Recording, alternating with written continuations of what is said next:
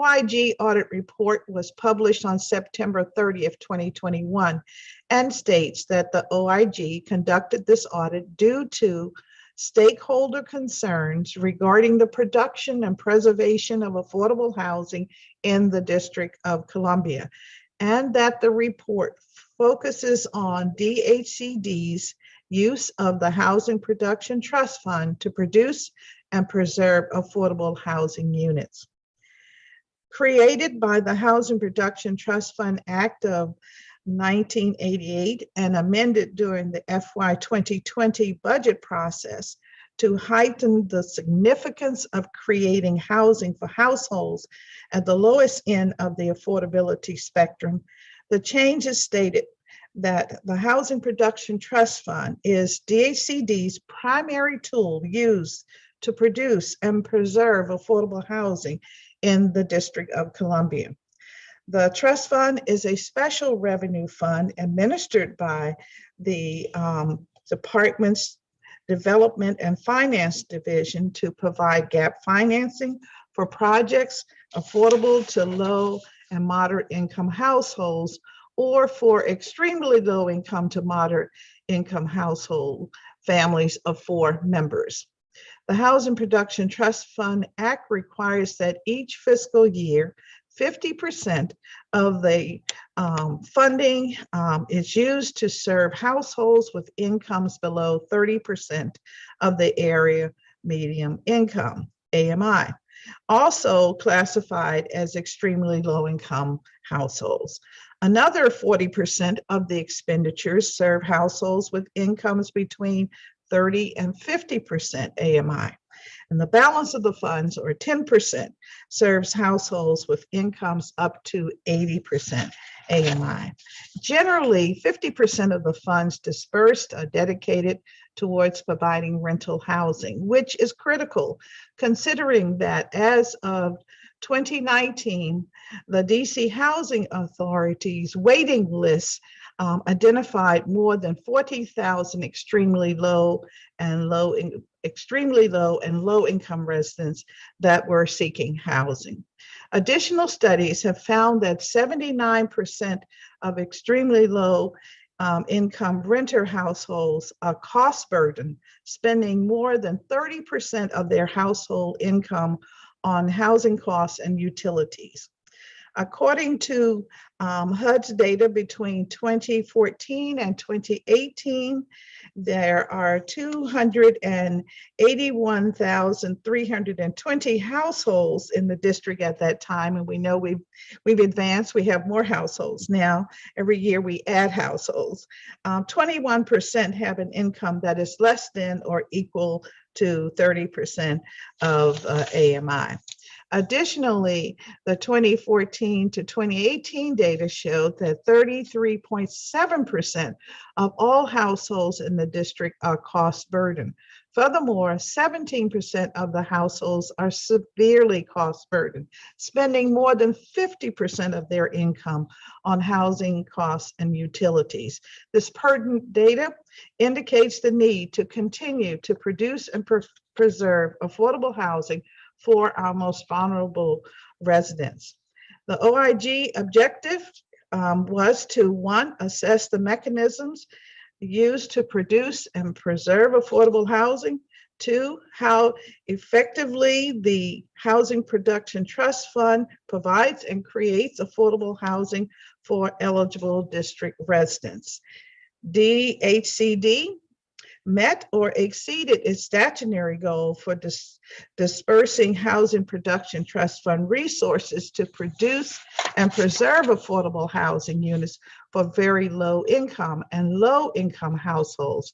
However, it missed its statutory goal for dispersing funds to produce and preserve affordable housing units for extremely low income households. So the OIG report is before us. Accordingly, the report factors that contributed to the missed goals were, 1, DHCD's failure to follow its own competitive project selection criteria, 2, submit a written request to the council for a waiver when DHCD determined that there are not sufficient number of viable housing proposals to produce and preserve affordable units for the extremely low income households. And 3, comparably increase the number of units produced or preserved when funding requirements were substantially increased after selections. I appreciate the OIG's evaluation of the agency's administration of the Housing Production Trust Fund and the recommended refinements for improvement. Today's public hearing gives the agency time for their response, and particularly it will help our local government identify strategies forward to address the need for creating extremely low to moderate income housing for district residents. I am confident that both the agency and the trust fund are committed to their mission and vision of serving our residents in need of affordable housing and creating more equitable housing in the district. I look forward to not only hearing responses from today's witnesses regarding the report findings, but also specifically to learn more about the Housing Production Trust Fund's procedures, policies, and intentions for how funds are administered to help the agency meet all of its statutory goals. We will now, turn to our government witness. I recognize, at this time, we want to recognize members of the committee, and I see Councilmember Robert White, and Councilmember Alyssa Silverman, and let me just see if we have more on. I think that's it for now. Yes. So I'd like to recognize Councilmember Robert White for opening comments. Thank you very much, Councilmember Bonds, for holding this roundtable. And I want to thank Director Hubbard for being here today to answer our questions about the Inspector General's report on the Housing Production Trust Fund. There are three hearings this week, all focus on how the district is effectively supporting residents' access to safe, healthy, and affordable housing. The hearing we're in now about how we spent Housing Production Trust Fund money on extremely low-income households. A hearing later this morning on the implementation of an effort to clear tent encampments, and a Human Services hearing tomorrow on the implementation of housing vouchers in the FY22 budget. Though we're holding these hearings at different times and under the jurisdiction of different committees, these hearings all are related, and the challenges we see in one space affect what we see in another.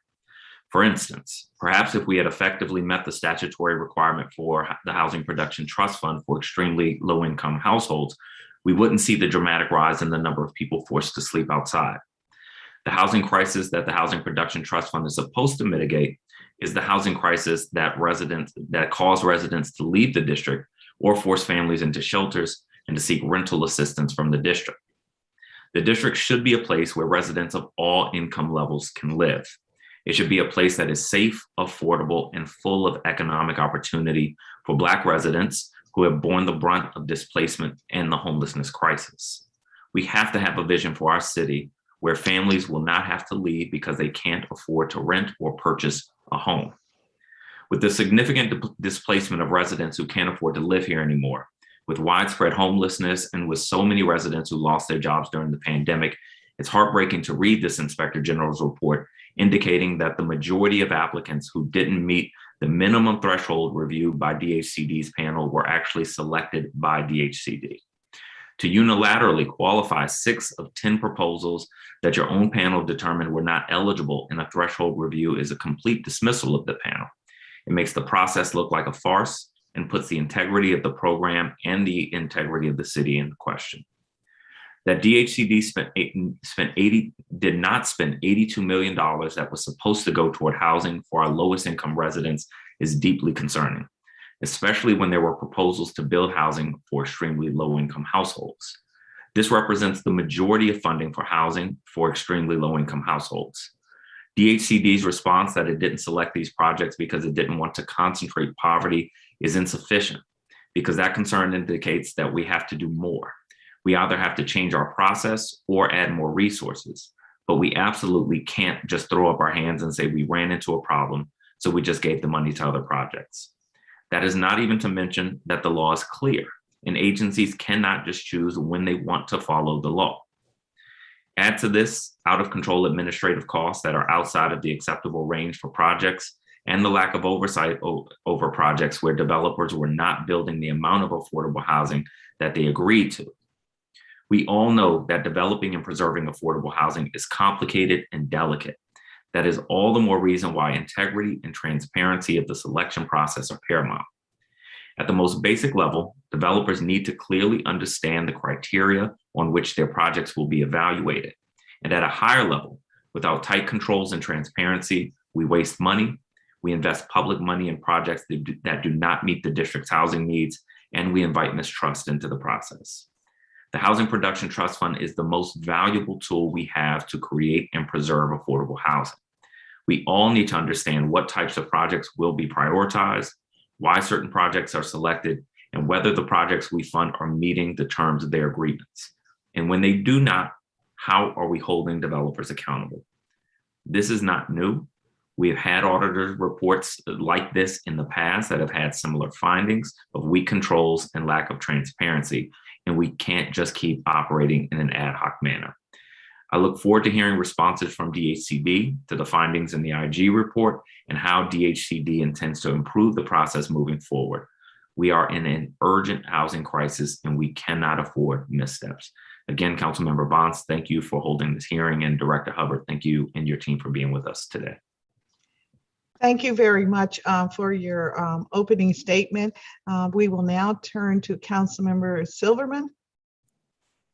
Thank you, Councilmember Bonds, and good morning to you, and good morning to DHCD Interim Director Hubbard. I think this might be the first time we're in a hearing with you in that role, so good morning to you, and thank you for being here, as well as to Ms. Slater. And this is such an important hearing. Because of the need for our city to have places for our workers to live. So the Inspector General's report attracted a lot of attention. I will say a lot of people that I don't normally talk to about district politics asked me about this report. And I think it's because of the eye-popping number in it, that the Inspector General estimated $82 million in taxpayer dollars was not spent on extremely low income housing. Now, I'm sure we're going to hear from the agency and the trust funds board that this number is not as disturbing as the Inspector General's report makes it out to be, because the money was spent on affordable housing and on low-income housing, but just not extremely low-income housing. But that is where our need is the biggest. And if we're not going to meet the statutory requirements that Councilmember Bonds talked about that are in our Housing Production Trust Fund law, then the agency needs to let the council know, which is one of the recommendations that the OIG made that I think is very significant. We need this process to be more transparent. And this has been a discussion. All these things that we're talking about today aren't new. The lack of transparency in the process, the lack of controls, not meeting the statutory requirements. Let me give some accolades, actually, to former Director Donaldson. I think she inherited an agency that was nowhere near any of these targets and has moved us closer. But for our low-income residents, I just came from getting my flu shot at CVS. For our retail workers, for our phlebotomists who are giving shots, for many of the workers who are so critical, and that's what is so important here to our economy. We need housing, not only to our economy, to our health. We need a place for them to live. And that's what the trust fund does. It provides that gap financing that makes affordable housing projects, especially extremely low income housing projects, work. Now, the explanation that we've been given in the past is that it's so difficult to do the extremely low income housing because it not only needs the subsidy on the capital side, which the trust fund provides, but it also needs the operating subsidy in the form of vouchers. And that's where we have an unprecedented opportunity, in my opinion, with this budget. Councilmember Bonds, Councilmember White, and the other, let me do my math, 10 members of this council, Councilmember Bonds is smiling, so I think I got it right, have funded an unprecedented number of housing vouchers. So again, we are all sharing the same goal here, which is we are putting our public resources into creating affordable housing, but we have to work together. So if the Director Hubbard, you need to use your discretion because you're not seeing the vouchers that would make a highly ranked project work, then we want you to talk to Councilmember Bonds, who's head of the Housing Committee, to the other members of the Housing Committee to see if we can make that project work.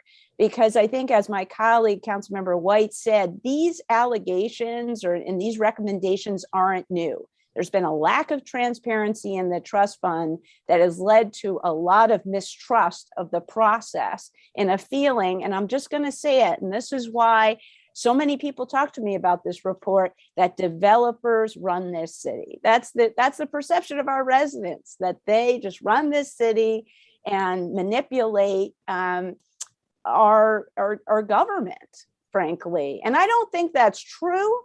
But not having transparency in the process leads to that perception. So I do have a few bills, Councilmember Bonds knows about them, that I hope I can work with her and the other members of the Housing Committee to make this process more transparent and to build trust in our housing production trust fund so that people feel like it really does meet its mission of providing that gap financing and meets its statutory requirements, not only for the moderate income, low income folks, but for the extremely low income, the 0 to 30% AMI households.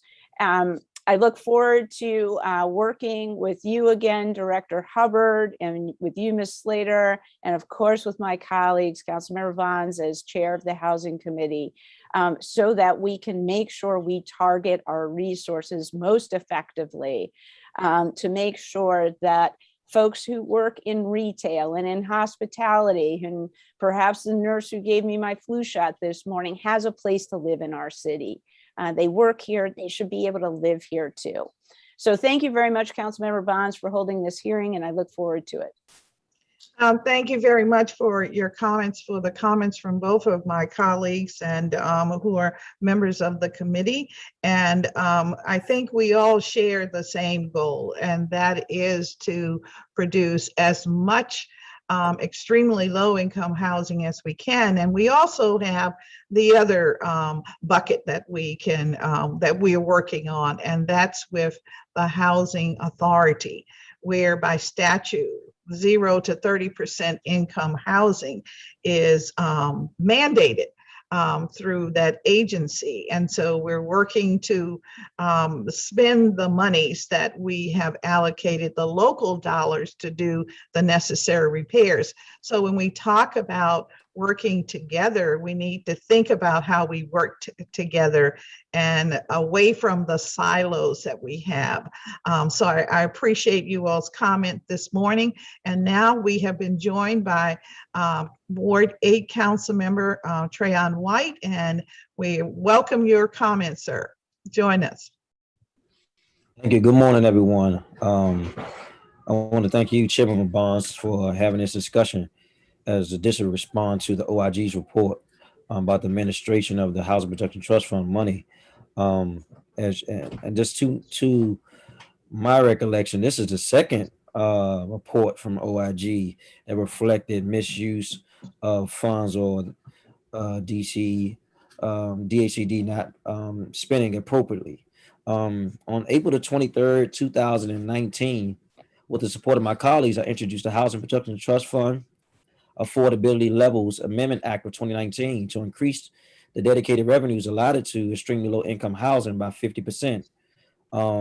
Last month, I reintroduced the legislation that required Housing Authority and Community Development, DHCD, to provide a report to the council on funds distributed from the funds to extremely low income housing and subsequent home ownership outcomes.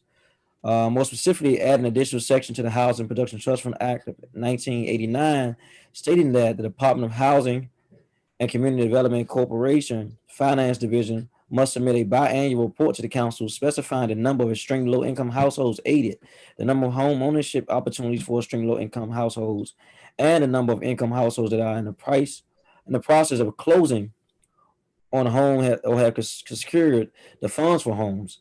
The report should reflect that at least 50% of the funds dispersed from the fund during the fiscal year have been used for the purposes it was intended for. I believe Councilmember Silverman joined me in co-introducing the 2021 Amendment Act, and I supported her related legislation introduced this year. As the subject of this public roundtable states, DHCD did not effectively and efficiently use HPTF to produce affordable housing units for extremely low income households. Someone must be held accountable. I just begin to think that this fund started in Gray's administration, right? And this mayor has been 2 terms, so let's say roughly 9 years at about $100 million a year. That's almost $1 billion. And I have not, through the reports I've read, seen it reflected in the housing crisis that we're in today. And so we have to hold DHCD accountable. I want to thank our new director, Drew Hubbard, for joining on board. He has a daunting task, but we have to figure this thing out, because each and every day we get the calls about residents who are in this city, working class, upper class, and no class, trying to find their way to live and stay in our city, and we're failing them. And so I look forward to hearing from the director and his staff about how we can fix this thing. And right now, it seems like we're going down a trajectory that's repeating the same pattern over and over again, because as I stated, this is the second report from Kathy Patterson. And so I want to thank you for holding this hearing today, Chairwoman Bonds. I look forward to the committee working with us to figure out how we can right this wrong in our city. Thank you. Thank you very much, Councilmember White. We will now receive our government witness, Interim Director Drew Hubbard. I want to thank you for being here today. I think my colleagues and I have made it very clear you're very brave. We are going to examine this report, and while we wish you well in your new role, we also really want to get down to the nitty-gritty. We really want to understand how and why there may be changes that we should be making to the trust fund. It has been around for a few decades now, so we may need to look at it from that perspective as well. So thank you very much. If you would raise your right hand, and we'll swear you in. Do you swear and affirm that your testimony and any statements that you make before us today to be truthful and complete? I do. All right, sir, you can begin when you are ready. Thank you. Good morning, Chairperson Bonds, members and staff of the Committee on Housing and Executive Administration. My name is Drew Hubbard. I am the Interim Director of the Department of Housing and Community Development. And I thank you for this opportunity to appear before you to testify at this roundtable regarding the Housing Production Trust Fund, how it functions, and the report from the Office of the Inspector General. Before I continue, I'd just like to make one thing clear. Every dollar from the Housing Production Trust Fund goes towards our programs to build, preserve, and preserve affordable housing in our city. No dollars were spent outside of the statutory prescribed activities of the trust fund, period. The Housing Production Trust Fund was created by the Housing Production Trust Fund Act of 1988 as a special revenue fund to provide gap financing for affordable housing projects targeting low, very low, and extremely low income households.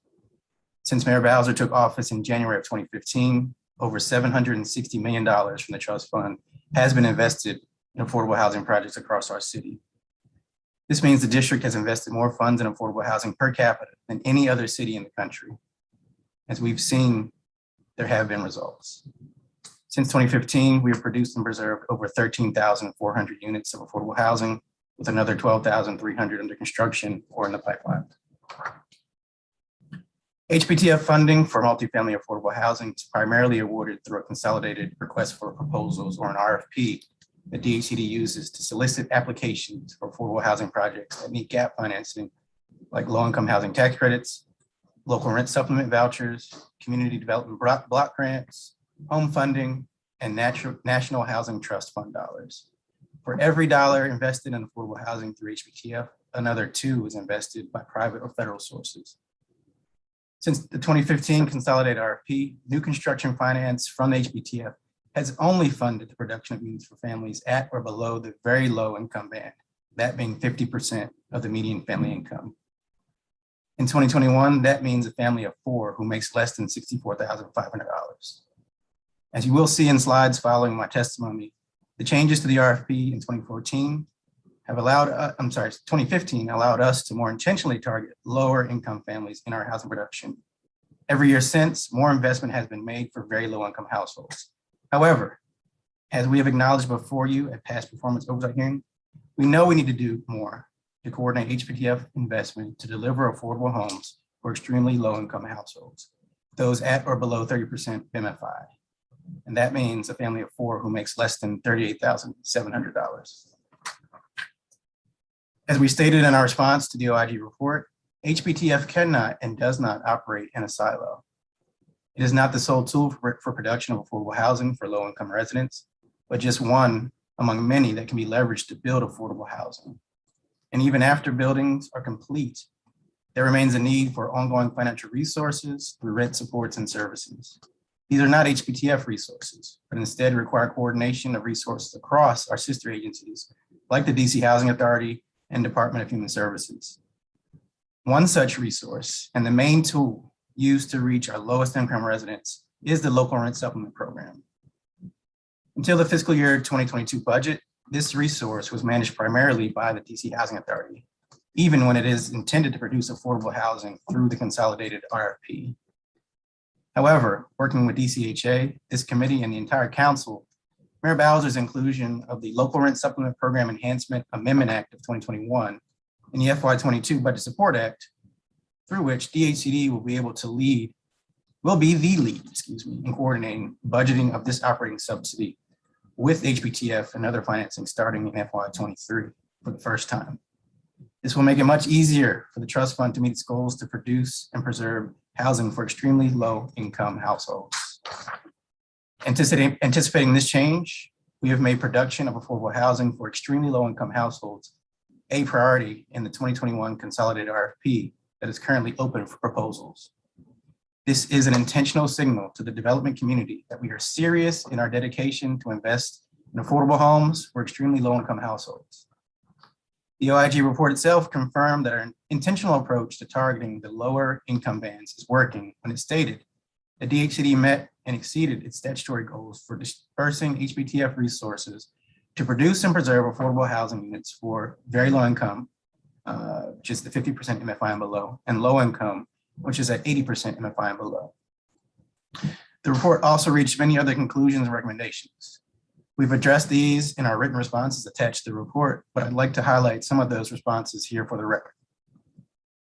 To begin, DHCD's director makes final project selections. The OIG report made a group of recommendations around the consolidated RFP process and project selection. We continue to maintain that any project that passes threshold eligibility review is a viable affordable housing project. It is incumbent upon the director of DHCD to make final project selections in his or her discretion after considering project evaluations, but also more holistic goals like advancing neighborhood diversification or making high amenity neighborhoods accessible to low income households. We've included more detail to this fact in the current RFP to provide more guidance on selection to the development community.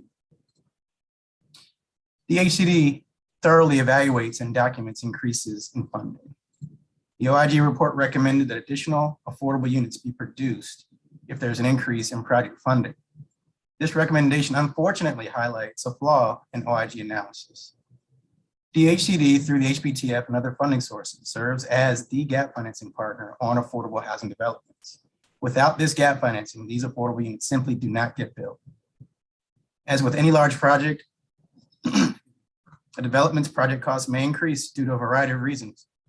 For example, the cost of construction materials could go up between time an application is submitted in the consolidated RFP and during the time before it breaks ground.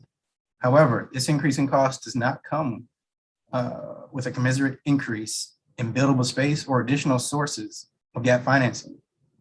It is a cost increase that must be overcome to complete the proposed project. Therefore, it requires all the project's financial partners, the lenders, tax credit investors, developer, and DHCD to come to the table and figure out how to solve this new gap to deliver this affordable housing project.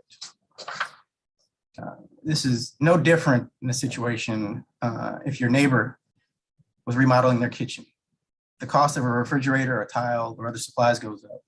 It would not be a justification for your neighbor to decide to build a second kitchen. That would be ridiculous.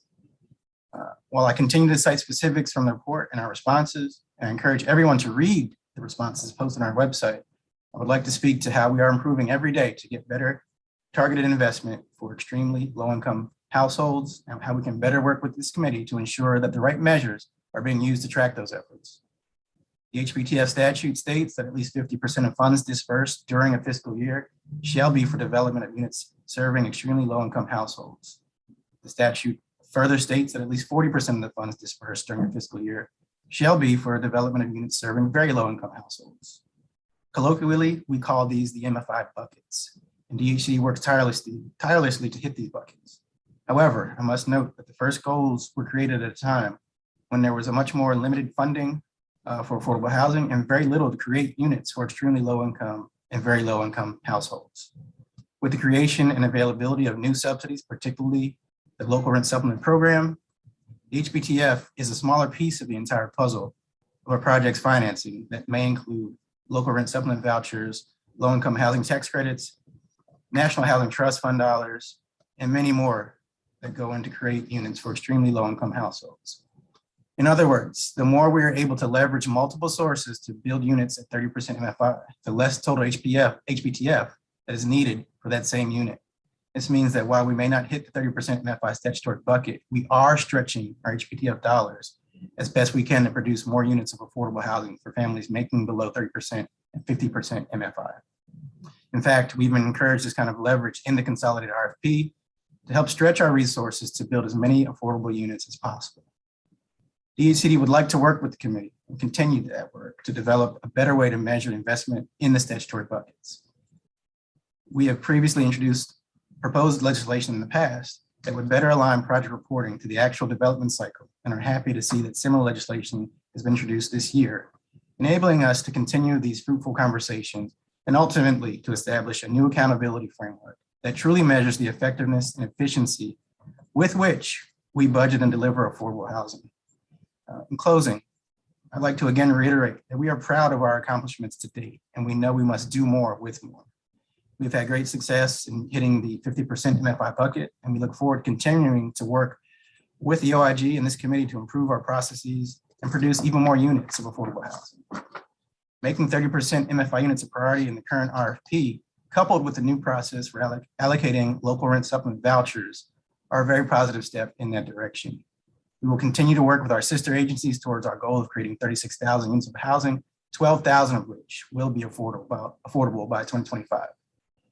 For my testimony today and the track record of performance I stand behind, there should be no doubt that the Housing Production Trust Fund dollars go to build and preserve affordable housing in our city. Any other conclusion is simply false and an insult to those public servants who dedicate their working days to solving our affordable housing crisis. To that end, I would also be remiss if I did not thank my team at DHCD. Without them, none of this is possible. I'd like to actually share a quick visual presentation to go through a little bit more of this information, following which I'd be happy to answer any questions you may have.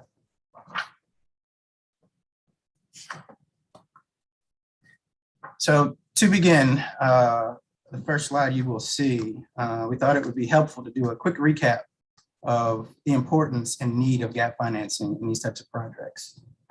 I will quickly walk through the capital needs, which is often termed as a capital stack, for a housing project that's a market rate, and then looking at a multi-layered affordable housing project that requires gap financing. It goes without saying that construction costs for market rate and affordable housing are very comparable. This slide shows that funding sources for a typical unrestricted market rate development consisting of debt or first mortgage and owner equity. And as you'll see as we go through this quickly, it is important to know that sources and uses, both sides of this equation must be equal. So, we start with uses of funds. And the next slide will add on kind of the first part of this process really goes towards acquisition of the land this is going to be built on. Built on top of that with uses of funds are soft costs. These are activities like engaging engineers and architects to actually build what that proposal was going to look like. We get into next what it actually will cost to construct the actual project, captured in construction costs. And then, developer's fee is a piece that goes into this stack with uses. And this goes across the spectrum from both for-profit developers, nonprofits, and mission-based entities. So on the other side of the ledger, we have to look at sources. And again, this is a market rate project that we're looking at first. So when you look at debt that will support this combined with equity, this becomes a more simple perspective than when we look at the next slide that will start to look at an affordable deal. So I'll pause right here just to say too, when we talk about affordable housing projects, one of the main differences, naturally between this and a market rate development is because of the laws in place and our policy goals and who we want to meet, the residents we want to serve with these units, there are restricted rents on all of these units at different affordability levels. So that affects, what can be borrowed against to actually build these projects. So that's where the rest of the capital stack comes in on the affordability side. So you typically are looking at, in the sense of affordable deals, low-income housing tax credits that add equity to these deals. Deferment of development fees in these projects helps make sure the affordability and the projects are able to get the sources they need. Of course, the trust fund then kicks in with gap financing. And then, on top of that, we also, of course, will then look at other sources that make these deals work, including local rent supplement and other rent supports. So, bear with me for 1 second. So as you can see, the amount of trust fund needed to fill the capital stack increases as the MFI level on a unit goes lower. The first trust, the amount that can be borrowed against these same units goes down at the same rate. HBTF increases for extremely low income units to fill those gaps. So as we get to deeper levels of affordability, we need to look at larger levels of both HBTF and other sources to make sure that there's enough dollars to fill gaps that were otherwise not have to be accounted for. So other sources that make up those supports include funding from the Department of Human Services, the Department of Behavioral Health, and some green financing from our DOE.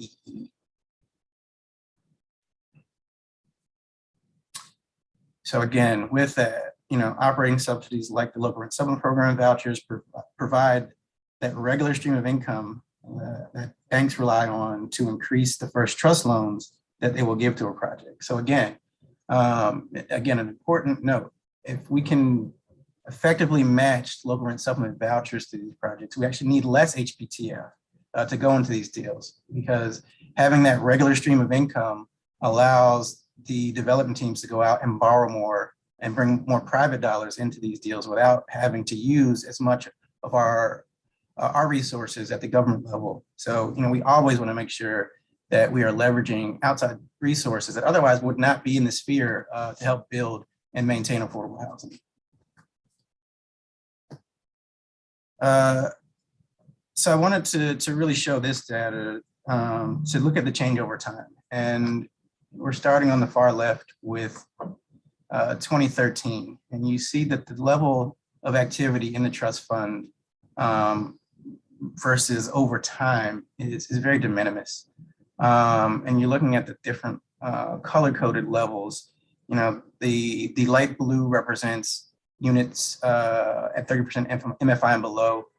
Again, 13, 14, not a lot of activity there.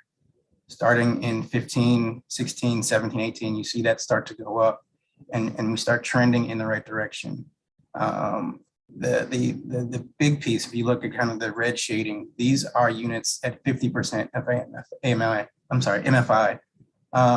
Again, in prior years, you know, we weren't meeting any of the buckets. And we took intentional steps to make sure that our dollars started going to where they needed to go. I'll mention again, we don't fund projects above 50% MFI related to new construction.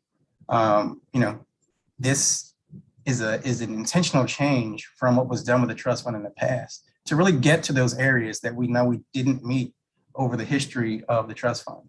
And just to correct a bit of the history of the trust fund, you know, the law has been around since 1988. The first deals were done in the early 2000s, around 2001. So this goes back over many, many administrations. But where you start to see the trends change in 2015 and going forward, it's when we made intentional changes to the policy, the types of projects that we would fund, and we started seeing results in the types of units and who they were going to. So again, we don't fund projects over 50% for new construction. So again, this is another representation of that change over time. Representing again, looking at the different levels of MFI. You can see where we've trended from 13 up to today is light years from where we started. I will again point out, you know, when this administration began in 2015, you see where things were. Beginning then, when we started putting policy changes in, started working with this committee to look at changes that were needed to both the processes, legislation, and everything that goes into making sure this fund is a viable source, you know, to produce affordable housing. You see that start to deliver in 2017, and you see how that line steepens. You know we have more to do with the extreme low income buckets. But again, you see over time, we have made progress. And I appreciate Councilman Silverman for pointing that out. We're not standing pat. We are not doing what we've done in the past, and we've made progress. That is for people. And these projects exist. They have come online, and people are there living in them today. So again, I'll wrap up this by saying, I'd like to share this important data to really understand how we've worked to position the development community to focus more investment at the 50% level. And we've been successful with that. We're going to do the same with making that same intentionality get us better outcomes at 30% level. You know, with this, as you can see, the proposals that we received from the development community from 2015 to 2019 would not have hit the buckets. You know, we've only gotten less than a third of proposals even proposing units at that level. So again, we've made the policy changes to prioritize and really push the development community to bring forth projects that are going to hit those levels. But again, it goes without saying that, you know, we need to be intentional about several things, including making sure that these units are spread all over the district in high amenity communities and everywhere else in the city, so that folks have opportunities to live where they want at affordability levels that meet their needs. Again, we don't want to concentrate 100% affordable units in one place. We've learned from the failures of the past where we've done that. But you know, we are at a place where, again, the priority in the RFP that is currently on the street, number one, is looking at producing units at 30% MFI and below. So just one last slide. I'm sorry, this was the last slide. We will take this down the screen, and I'm happy to answer any questions that you may have. Thank you very much for that presentation. I think it was very helpful to all of us. We'll start so that everyone has an opportunity. We'll start with 5-minute rounds, and then we'll may have repetitive rounds, if you don't mind. I'll start with one. Could you, and thank you for that presentation, because I think it helps to answer some of the questions, some of the doubts, concerns that we have about the presentation in the report itself. It gives us a sense of what kind of playing field that the agency has been engaged with. And so to that end, can you explain in detail the competitive selection process for dispersing the funds? What are the factors that are under consideration and how are they evaluated? I'm familiar with the RFP process, and it seems that each time over the last 5-6 years, the RFP has been more specific in its request, and it has been for different types of housing or for different vulnerable populations. So can you explain, using that as an approach, how does this process really work? Let me take one step back before the RFP and talk about the qualified allocation plan. The QAP is a document that we update every 2 years, and it really guides how we look at our federal funds, specifically our low-income housing tax credit. That document outlines eligibility for use of that federal funding source, and it really sets a roadmap that really parallels and that the RFP builds on. So we start with our federal sources and really look at input on how those sources can be used, and build our RFP to be very specific. And I think you're very right. We over the years have gotten to a document that clearly lays out our priorities, what types of projects we're looking for. If anyone has taken a look at the current RFP, it's probably around 100 pages at this point that looks at specifics of what developers need to present in proposals for getting our gap funding. So to zoom in on your question about the process, once proposals are received and the actual round to receive proposals is closed, staff here at the agency go through each proposal and they're looking at, as a first consideration, threshold review to make sure that the basic things are in these projects. We're looking at things like whether the proposing entity has actual site control. Do they have other funding sources in place? How far along are they in the development of the proposal? Do they have drawings? Have they looked at pulling permits? So that we're looking at serious projects that we can consider for funding. So every project gets that review, and those that meet that baseline, that threshold, move to the next more rigorous part of the progress, where we're looking at really the specifics of what is proposed for each proposed development. The evaluation criteria in that review are looked at by staff. So this is at the DHCD, Development Finance Division staff level, where they're looking at each particular project, really looking to score all the applications and put them in front of our other agency partners and an interagency review panel to really try to get the best projects, the most serious projects that meet as many of our needs, including both geography, the MFI levels, the populations that we want to serve. So specialty populations, we look at different populations like returning citizens, folks that are in need of behavioral health support, and other specialty populations. So we take a holistic look that really is laid out in the RFP as priorities in the scoring to make sure that we get a broad range of types of projects to meet as many folks at both at the income levels and the types of residents that we'd like to produce this housing for all across the 8 wards of the city. Mr. Hubbard, thank you for that response. Am I clear in understanding that the federal process is sort of like the first step?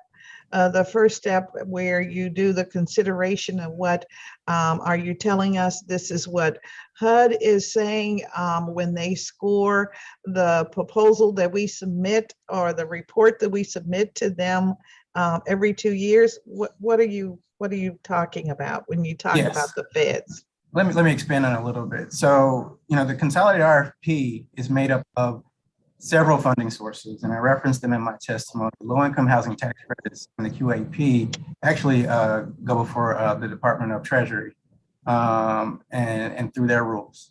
But with other sources layered in, like CDBG, Community Block Grant dollars, our home dollars, housing trust dollars, they all have specific federal guidelines that have to be met if they can be used as a source. But we're trying to match all those resources to the projects where they make most sense. So we start with looking at those different federal requirements, making sure we incorporate those requirements into the RFP so they can be accessed by the different development entities for use. Again, we don't want to leave any source on the table. And where it makes sense, we plug those federal dollars in to make sure that we can stretch our local dollars. Okay, and then just very quickly, are you telling us also that there is a requirement on the local government to follow these guidelines that because we're getting federal dollars? Is that what? Okay. Absolutely. And on the front end, and of course we have to report and track those dollars on the back end. All right, thank you. I don't see a clock, but I know 5 minutes is definitely passed. So thank you very much, and I'll turn to Councilmember Robert White. Thank you very much, Chairperson Bonds. That clock magically appeared. So, Director Hubbard, if you can help me understand your last slide, the applications for gap financing, it indicates that for the percentage of affordable units proposed by MFI category, and for the percentage of Housing Production Trust Fund funding requested by MFI category, 50% MFI housing seems to be requested a lot more than 30%. Why is that? So until we are, at the current year, I'm sorry, I'm said it kind of inartfully. In past years, building 30% MFI units, I think you've all referenced this, these are the most complicated projects and they don't get built without rent subsidies. Until we've changed the policy, we've changed the law that you, as the council, passed through the last Budget Support Act, we didn't have any control over those rent subsidies, and we could not effectively match them on the front end with proposed projects. That will change. Any development entity, like I said, this is for-profit, nonprofit, anyone who proposes projects with us, one of the things that they need and want is certainty in those sources. So the inability in the past to have certainty related to those vouchers, really precluded a lot of entities from proposing higher levels of 30% units. We are confident that will change going forward now that we have certainty. So for the second of those two pie charts that are dealing with the Housing Production Trust Fund, even on that one, it's indicating significantly more proposals for 50% AMI. Why is that? Is that related to vouchers as well? So vouchers, yes, can be used at that level too. And looking at the sources, that we are able to bring to bear. Again, if you look at one of the slides, and we can put it back up if needed, the 50% deals are less complicated and easier to get other sources of financing for.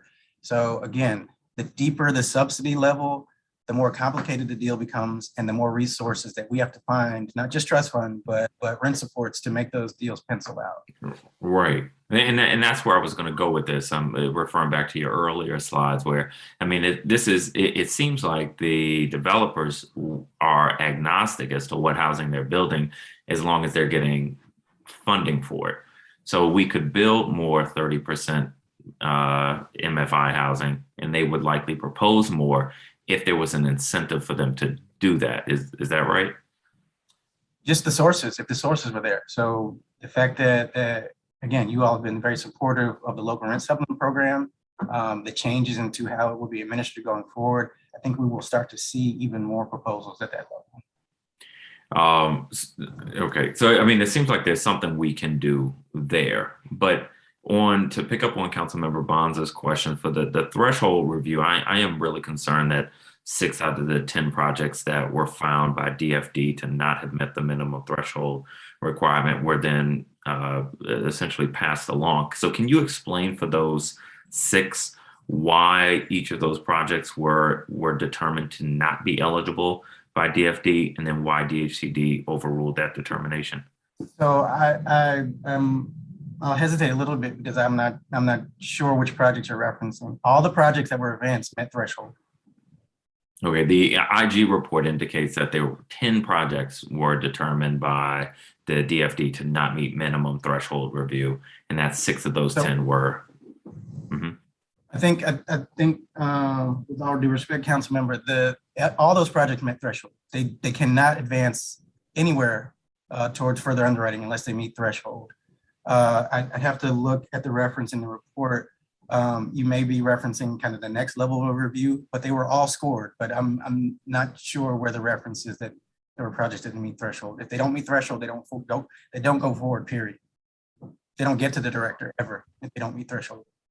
Okay, I'll come back in the next round with the citation to the IG report. Thank you, Chairperson Bonds. Thank you, Councilmember White. Councilmember Silverman? She's not here, Councilmember. All right. Well, we'll move to Councilmember Trayon White.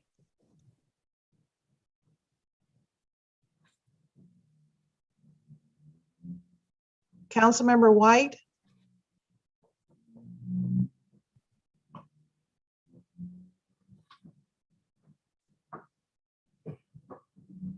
Councilmember White, you have questions of the witness? Okay. Yes, I do. All righty. Thank you. I wanted to know from you, Director, do you all keep demographics on age, race, of who's getting funded and where? Hold on one second. So meaning once the projects deliver? Yeah, I'm thinking about, say, for example, the Park Southern apartment, right? We know that building has been dilapidated over 10 years. DHCD invested some money in it. That went south. Then we came back to the table and put some more money in it. And I don't know of the Housing Production Trust Fund money, how many other projects like this are going to areas that high concentrated of African Americans in a poverty-stricken community. I haven't seen any data reflecting that from the reports. So I wanted to know, is that happening throughout the city? Because one of the hearings previously on the argument from DHCD was that, we say we're trying to get to 30% AMI, but some of these buildings require us to do 60% AMI on a more regular basis. And so I don't know where these buildings are or how this money is being spent in certain areas throughout the city. So, and I can definitely get you a breakdown. I'll tell you up front, the majority of the projects that have been built through the trust fund and the units we produce are east of the river. That's why, again, we know over the years, the majority of the affordable housing projects and affordable units have been concentrated east of the river, and we're trying to do more with the targeted areas around the city to make sure that's equitably distributed. I can get you that breakdown. There are specific cases where we look at, if they are projects that are specifically for seniors. We have projects that are built for grandparents raising their grandchildren. So we have demographic data on particular buildings like that, as well as very specific data on where these projects are. So I was confused a little bit in your testimony. Were you saying that we are on target with the initial, with the numbers that's where it is now, or we not on target and reaching those goals? We've exceeded the requirements for the 50% MFI level, and we are trending towards the 30% level. Okay, is that for 2019, 2020? Because we're talking about, I mean, I'm thinking about $900 million. I'm trying to, that's why I rewrote the law. So we can, if the money is already gone, we can't do about money that's gone. How do we go back and make sure the money is spent in the right place going forward? And what is the hold up in reaching the 0 to 30% AMI?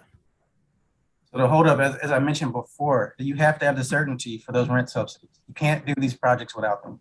And then in this particular budget that you all at the council passed, we have money in LRSP to support the current projects. Starting next fiscal year, the framework of matching those vouchers with particular projects will start with DHCD, so we can directly put those with the proposals that go towards 30% AMI. And again, to support that, we have put even more emphasis in the current RFP to make sure that we get projects that represent that AMI level or the MFI level. Okay, and I did see that I believe 24% of the units are going towards 60% MFI. And I heard the exact opposite last time. I believe last time it was 44%. Do you know what that shift is? So we had a hearing at the Wilson Building in which Chairman Bonds chaired when I was on the committee, and I was analyzing the numbers. And at that time, it was about 44% of the money was spent for 60% AMI, which, as you know, is supposed to be 40 originally 40, 40, 20, 0 to 30. You know the numbers. I don't have to repeat it to you. But. So now the levels now, I just want to make sure I have my numbers right. The totals that we're showing from 15 to current, 48% of those dollars have gone to the 50% MFI level. Make sure I have it right from staff. And the 24% is at 60%. So it's 24% is the actual number from 2015 to now. Okay, I stated that, but I do remember it was reported at 44 another percent. So let me skip past that. How do you determine your distributions across the wards? Like, what's the criteria to ensure, I guess, it's equity distributed through other wards? So we were the first jurisdiction to have an equity housing report with goals in priority districts. Probably can't see it all, but these actually are the planning areas that we're looking at. So again, looking at years past, the trust fund and all other funding sources, when RFPs went out, we kind of had to look at what came in and react. Again, we've been more intentional in prioritizing projects that look at these geographical locations where there aren't affordable units. Your parts of Ward 3, 4, 6, where we've never had any sizable number of units. We are prioritizing putting sizable amounts of units, and projects that propose those will be in the priority consideration for funding. Let me ask you this. I see a lot of development happening down in the Navy Yard area. It's probably about 8 to 10 buildings. What is do we have any investments in those particular projects down there? If so, at what levels? We do. I can get you specific examples. Also keep in mind that all those new buildings have inclusionary zoning requirements. So you're getting a percentage of affordable units in those buildings into perpetuity as they come online. I don't know where I am with my time, Councilman. I have one more question. Okay, that means go right ahead. Thank you. Okay. Yeah, you can go ahead. You've got 2 more minutes, all right? Yes, ma'am. Thank you. So I know that there's a goal of creating 36,000 units of housing, 12,000 which will be affordable by 2025. What calculations were the basis for your determination for that, and where do you feel like we are on the spectrum of getting to that? Because I'm often questionable about the data that's been presented because it changes depending on who's in the seat, who's telling it, or who's analyzing it. Just trying to get a feel where we are with going to the 36,000 of units of housing.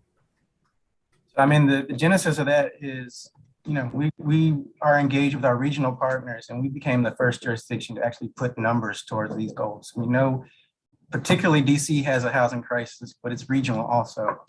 The 36,000 is net new units. And as you referenced, 12,000 of those is affordable. We wanted to make sure that at least a third of these new units are going to be affordable to residents here in the District of Columbia. That number is tracked every day. It's been tracked since 2019, I believe, when we rolled it out on the DEMPED website.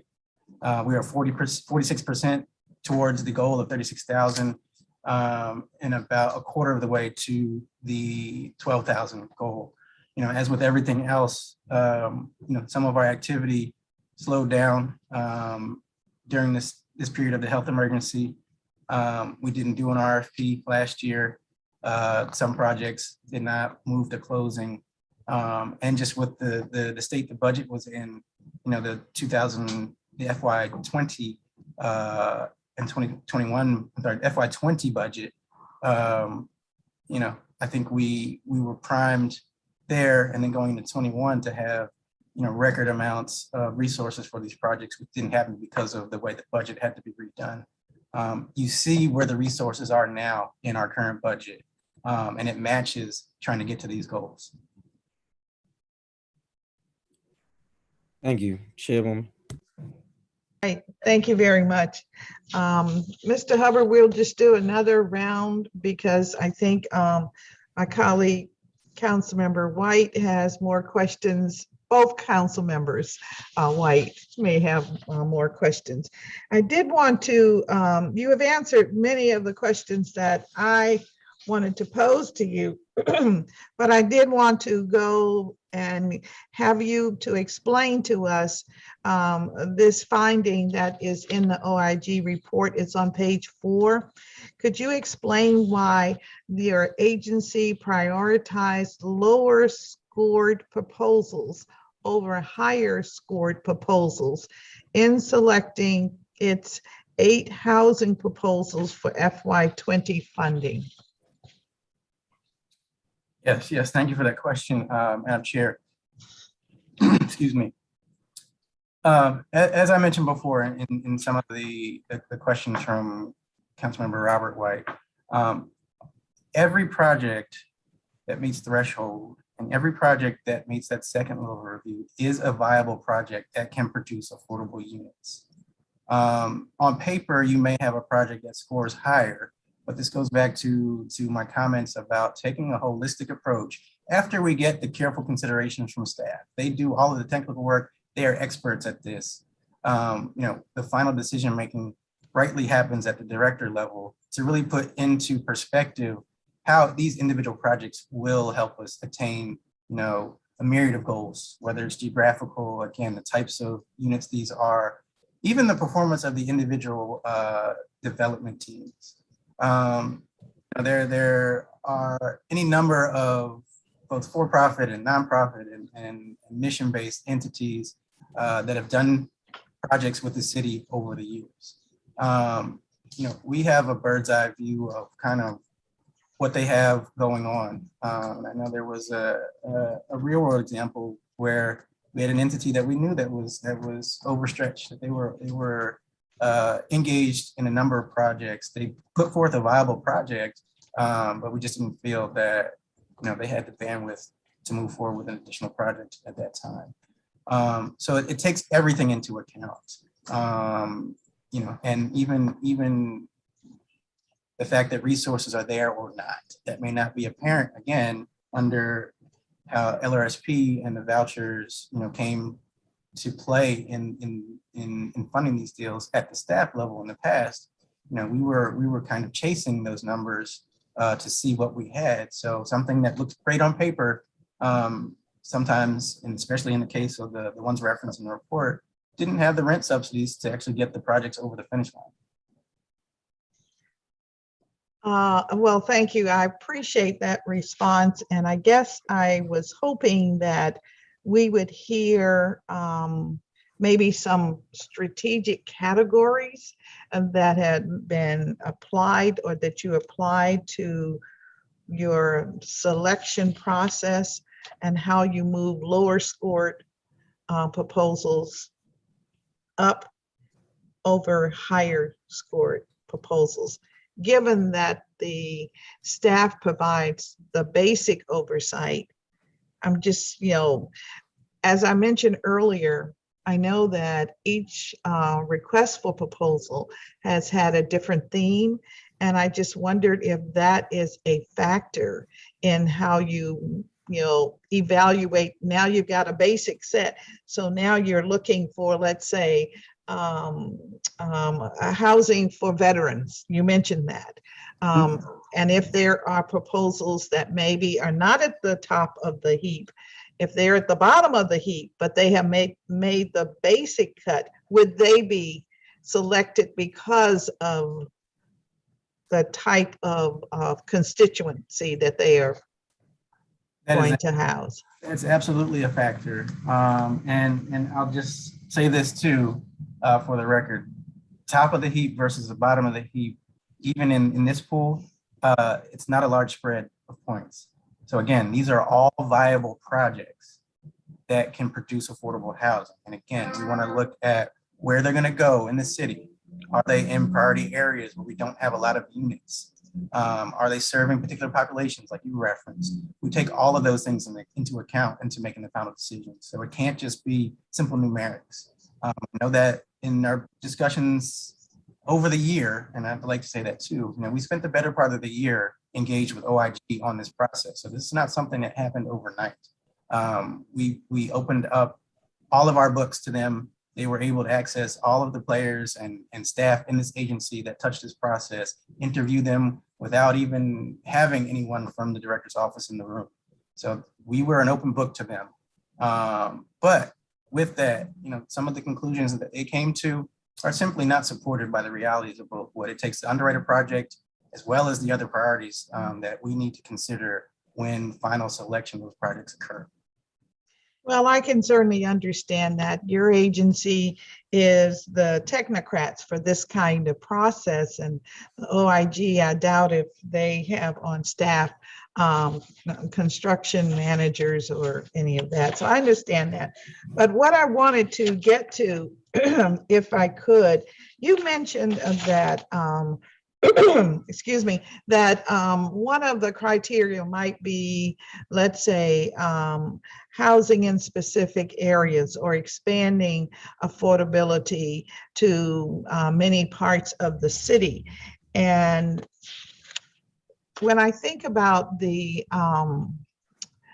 process we went through for the comprehensive plan and the little map with the dots that's on your wall behind you, I'm just wondering, would there be an opportunity for intentional requests for proposals that would provide extremely low income, as you said, the 38,000 annual income households of 4 in, let's say, Rock Creek West? Absolutely.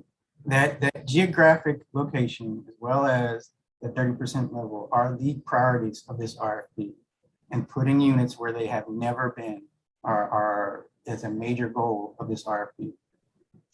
And have you determined that that might be a goal for one of the, for the next RFP?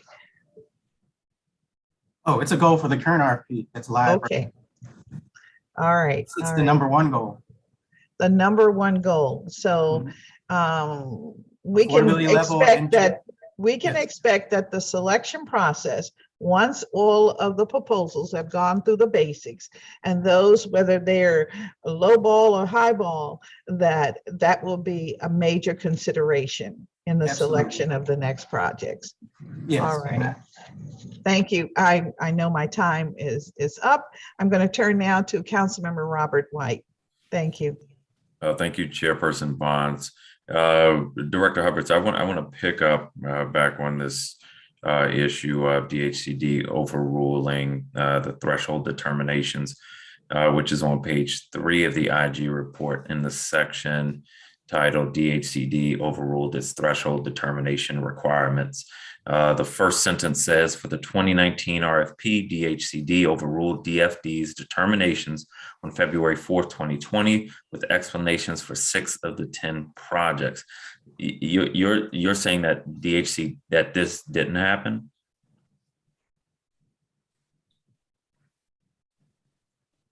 But and I don't want to put too fine a point. I'm not trying to be cute or anything, but I don't know how DHCD overrules a subset of DHCD. But this didn't happen. Threshold is the basic. There were some minor issues with some of the projects. Throughout our process, we always give proposals and the entities that make those proposals the ability to correct any deficiencies in their proposal. What we are doing in this particular new RFP is making sure that some of those things that might hold up, probably what this references, move to the threshold level. So again, some of these things that in the past we didn't catch until later in the process, we've moved to threshold. So all of these projects met threshold without problem. Okay, the example that they use is one in which the Inspector General says the RFP requires that all projects above $10 million submit a 4% LIHTC scenario. And that there was, so this is all projects above $10 million. There was a project for $15.6 million where the applicant did not provide a 4% LIHTC scenario. Do you know which proposal or project they were referencing?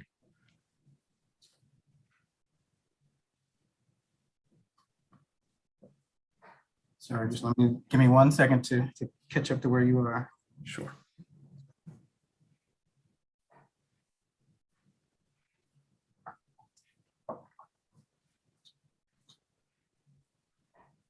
So, and again, this is, and I don't want to make this about what the OIG got right and got wrong, but sorry, they were wrong in this instance. The language is not that exact. So they come to conclusions in a lot of places in this report that are really not supported by either the law or our process. So they got them wrong. Who makes the threshold determinations for whether projects are eligible to move forward for review? The DFD staff. Okay, and is their determination upheld or for threshold? Absolutely. Okay, all the time or about all the time? 100% of the time.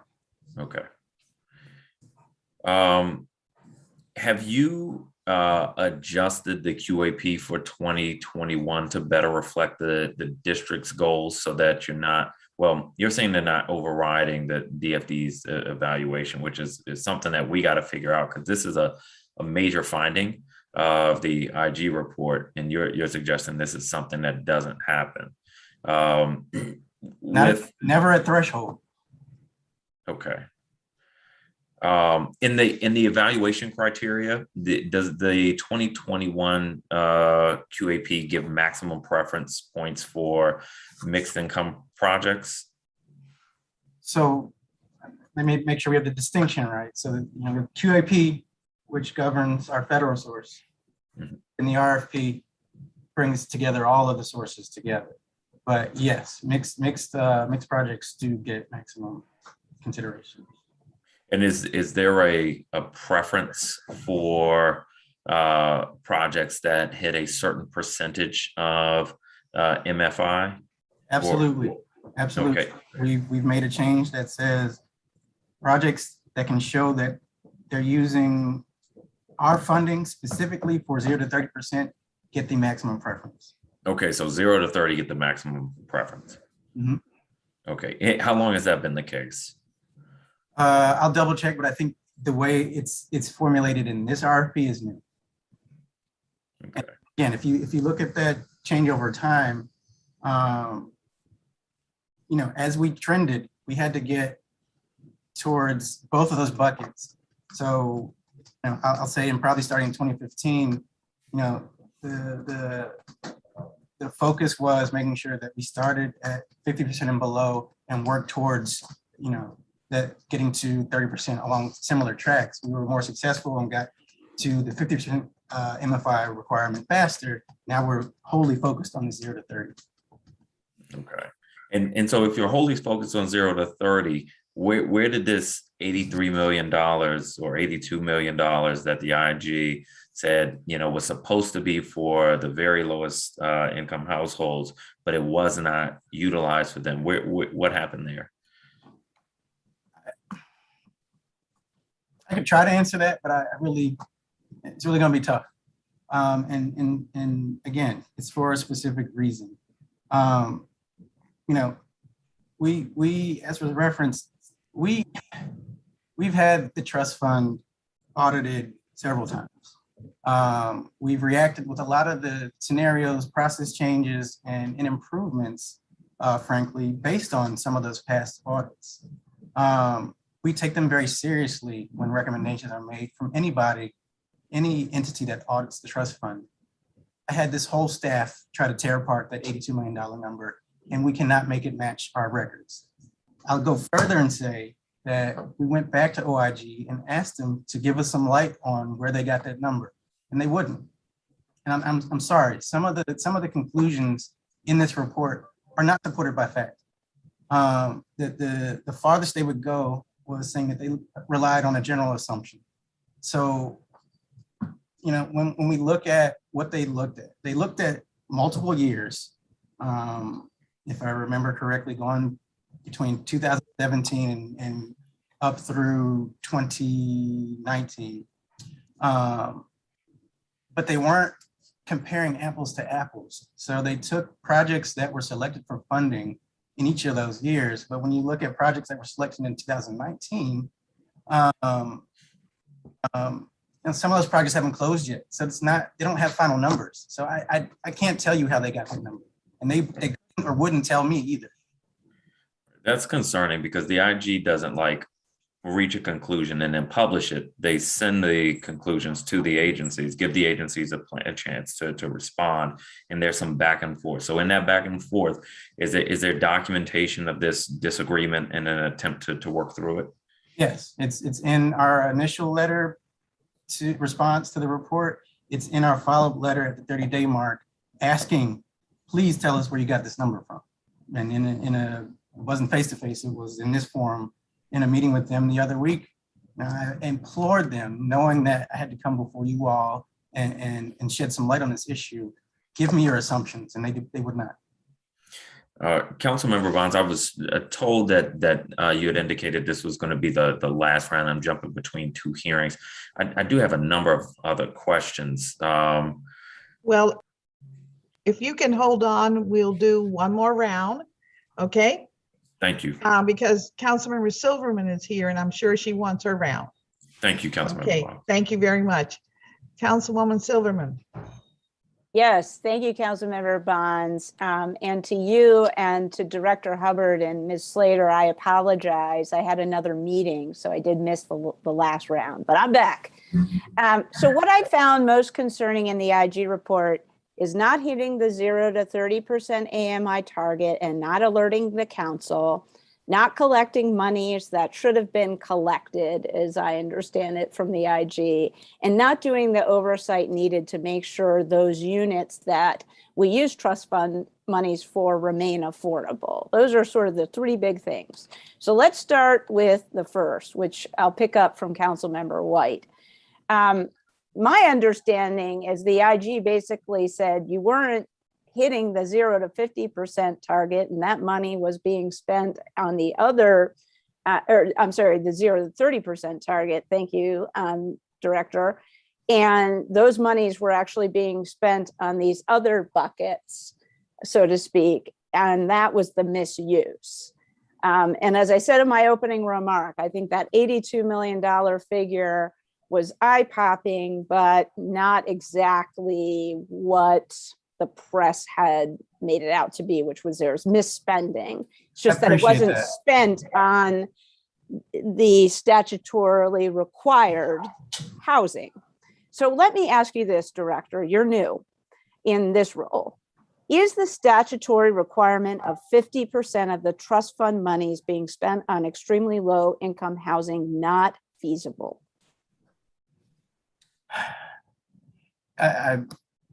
If I may,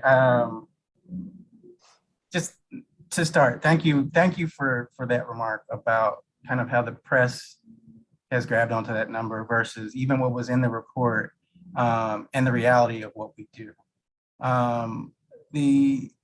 As the trust fund has operated over its many years, when the buckets were first put in place, even at the lower levels, no administration has ever hit that number. This administration has produced more units at the 0 to 30 level than any other pot of money. I'm saying, to say it better, we've built more 30% units than all other types of units that have been built over the history of the trust fund. We can get there with some of these changes, with making sure that LRSP is directly linked to these projects on the front end. We can get there. We're trending with some of the changes we've already made, but being even more deliberate with the amount of funding, how it's matched, how trust fund is matched LRSP. That's how we're going to get to the 0 to 30 number. Okay, I'm really thrilled to hear you say that, because I was prepared for another answer as well. And I think where we might have a disagreement is I think it's clear how the IG got to that 82 million number. It's just that that money wasn't spent on the 0 to 30% AMI housing, and it was spent on these other types of housing. Can I make one more point on that? Okay. Well, actually, let me just complete my thought, because I think where we are is actually largely in agreement, and I want to focus on where we agree. So where we agree, if I'm hearing your answer correctly, is yes, putting 50% of the trust fund money toward extremely low income housing, the 0 to 30% area median income housing is doable. And so we have to do it. And I understand, and then this is, I think, the other nuance, and maybe this is where you were headed. We have to have the vouchers in place so that it pencils out, so to speak. And where we heard explanations from your predecessor was where she had to use her discretion in picking that number 19 and number 20 in a RFP round, was that she didn't have the vouchers. So she would have to say, oh, well, 11 needs vouchers, 12 needs vouchers, 13 needs vouchers, 20 doesn't. So I'm gonna have to do 20. So we are funding an incredible number of vouchers, Director Hubbard, correct? So yes.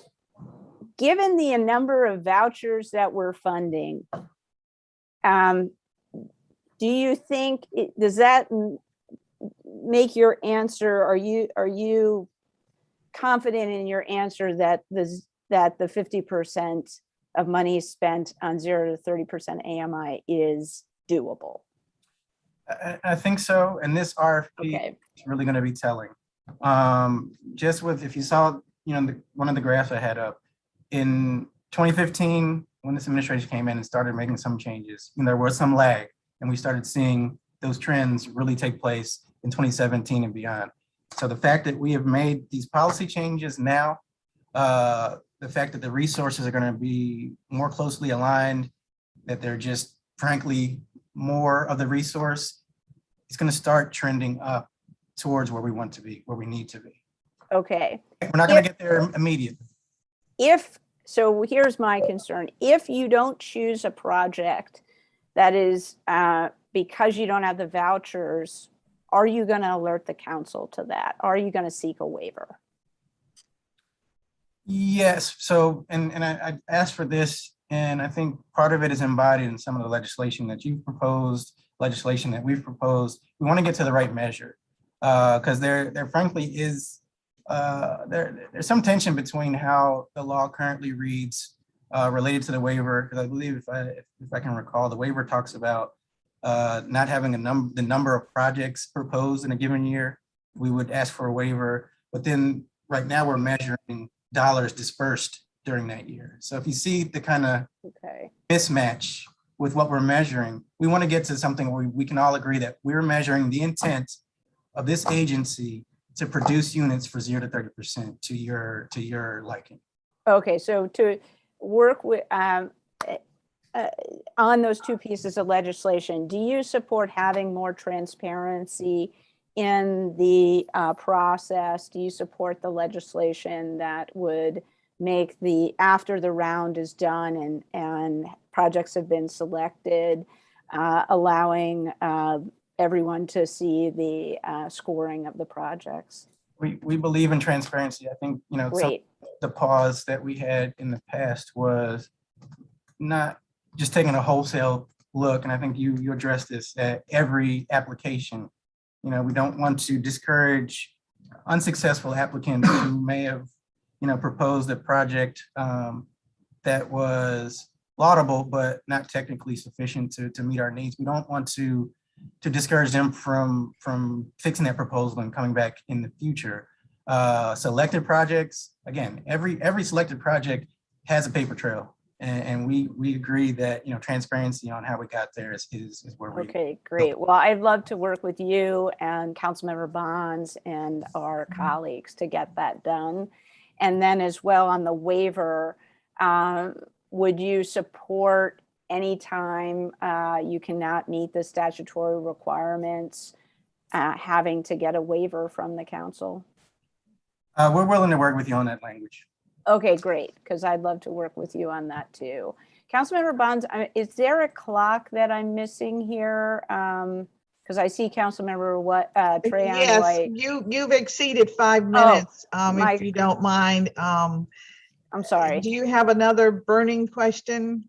I don't, but if there's another round, I will ask questions in another round.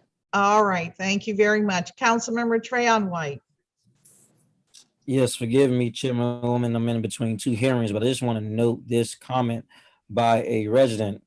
He referenced in reference to IZ lotteries, 30-day deadlines are being established for applicants, and they are not able to be met because DHCD takes too long to certify incomes. He states he turned in his documents on 10/15/21 and still waiting on DHCD to approve his income. And his documents were due to the development as of yesterday. So can the director speak to that real quick? We can reach out to that resident directly. I'm not sure the particulars on it. I just don't have my IZ primer right here with me, but I need to know the specifics to address it to make sure we can rectify that. But they can reach out to me. I gotta jump back in this other hearing, sorry. All right. Thank you very much. Mr. Hubbard, I wanted to ask a couple of other questions regarding where we are in this process. One, according to page 4 of the OIG report, it says that the agency currently ensures that all personnel involved in the proposal review and selection process evaluate proposals in the district's best interest. So do you have any procedures or policies in place which would require that all personnel involved in the proposal review and selection process disclose any conflict of interest related to the proposal under evaluation? So, And I guess to that, there is some concern as to whether or not the advisory board members actually are engaged in the selection process. no, which advisory board? The Housing Production Trust Fund Advisory Board. No, they're not, and I'm sure chairpersons later can speak to that. You know, they provide broader policy guidance on the trust fund and its activities. They do not engage in selection of projects. But Okay. to your question, you know, every individual related to money that goes out the door through our RFP, by regulation, by statute, falls within the Vega process that they have to annually certify that they have no conflicts of interest, and have to affirmatively show where they have any financial stake in an entity outside of this government. It's like clockwork, and Vega handles that process, that all of our folks, by virtue of the job position that they hold, fall within that process. And I didn't really want to go here, but we actually went back and forth with OIG about this, and you know, the illusion that they made that there is something going on untoward in this process really is insulting, and I just have to say it that way. Again, we asked, do you have a specific project or instance that was of concern? And again, nothing was brought forward, but yet this kind of broad allusion to some problem related to this, when we follow, you know, the district-wide strictures on this through the Vega process, it's just insulting to the folks that do this every day. You know, I again, one of the related questions during this process that OIG asked us was, if we were made aware of a staff person that had a conflict of interest, would we tell the whole agency basically to shame them and provide deterrence for the rest of the agency from doing that? And again, it's a ludicrous proposition that, number one, I'd violate the law to really out someone that might have a conflict of interest. But those are the type of questions that were asked related to this point, and it just wasn't fair. Oh, well, thank you very much. That's concerning in itself. I mean, you know, the Inspector General is independent, and we in the district government depend on their judgment. And certainly, perhaps we need to make it clear through legislation that that entity reports to something. Maybe they need a board. I don't know, but it seems to me that we're touching an area that other agencies have had concern about. And sometimes when you operate independently, you do just that, and you forget that it's for the common good that we all operate. And so we may need to look at that. I'll be speaking with Councilmember Robert White about that in particular, as he has, you know, government operations, and that's a very important area.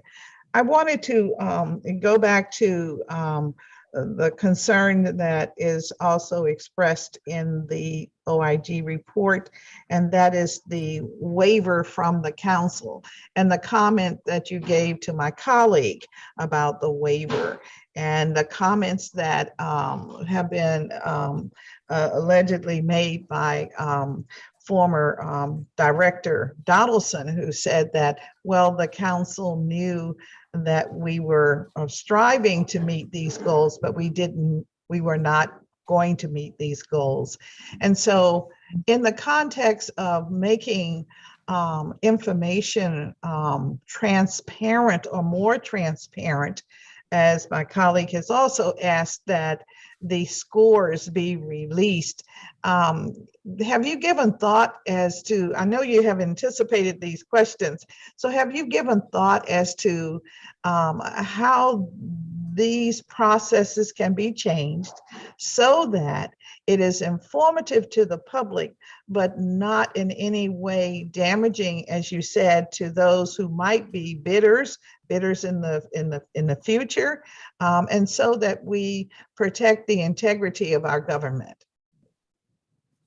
Yes, and we have, and again, I appreciate you and all your committee members. You've always been very open about having this type of dialogue back and forth, and we're willing to do it. You know, the scoring and any transparency after award, I think is something, again, that we document. We've always documented how we got to decision making, that we can come to some agreement on how that best serves the confidence level. I think that Councilmember Robert White referenced earlier, that, you know, we go through this process very carefully, very professionally, to make sure that we produce units for residents, and having that confidence that that's what we're doing. You know, we're 100% willing to work with you to make sure that we're measuring the right things and that we present it to the public in the correct way. All right, well, I'll let it go there. I will, one more point, if I may, Madam Chair. You referenced, and again, you know, chairpersons later can speak to this. There is a role with the Housing Reduction Trust Fund Board. We have a public monthly meeting with the Trust Fund Board where we update. You know, they don't participate in picking projects, but we update them on the status of the trust fund and the types of activities that are being supported out of it. So that's one place right now that the public can access on a monthly basis to learn more about what's going on with the trust fund. Okay, and back to the issue of transparency, do you see as a part of that process indicating maybe the list of all of the bidders, as well as pointing out those that you have selected? That has been a question in some circles about whether or not there will be a release of all of the agencies or organizations that submitted requests. I mean, I know that's been an ongoing question, and I reference back to my earlier comments that those projects not selected,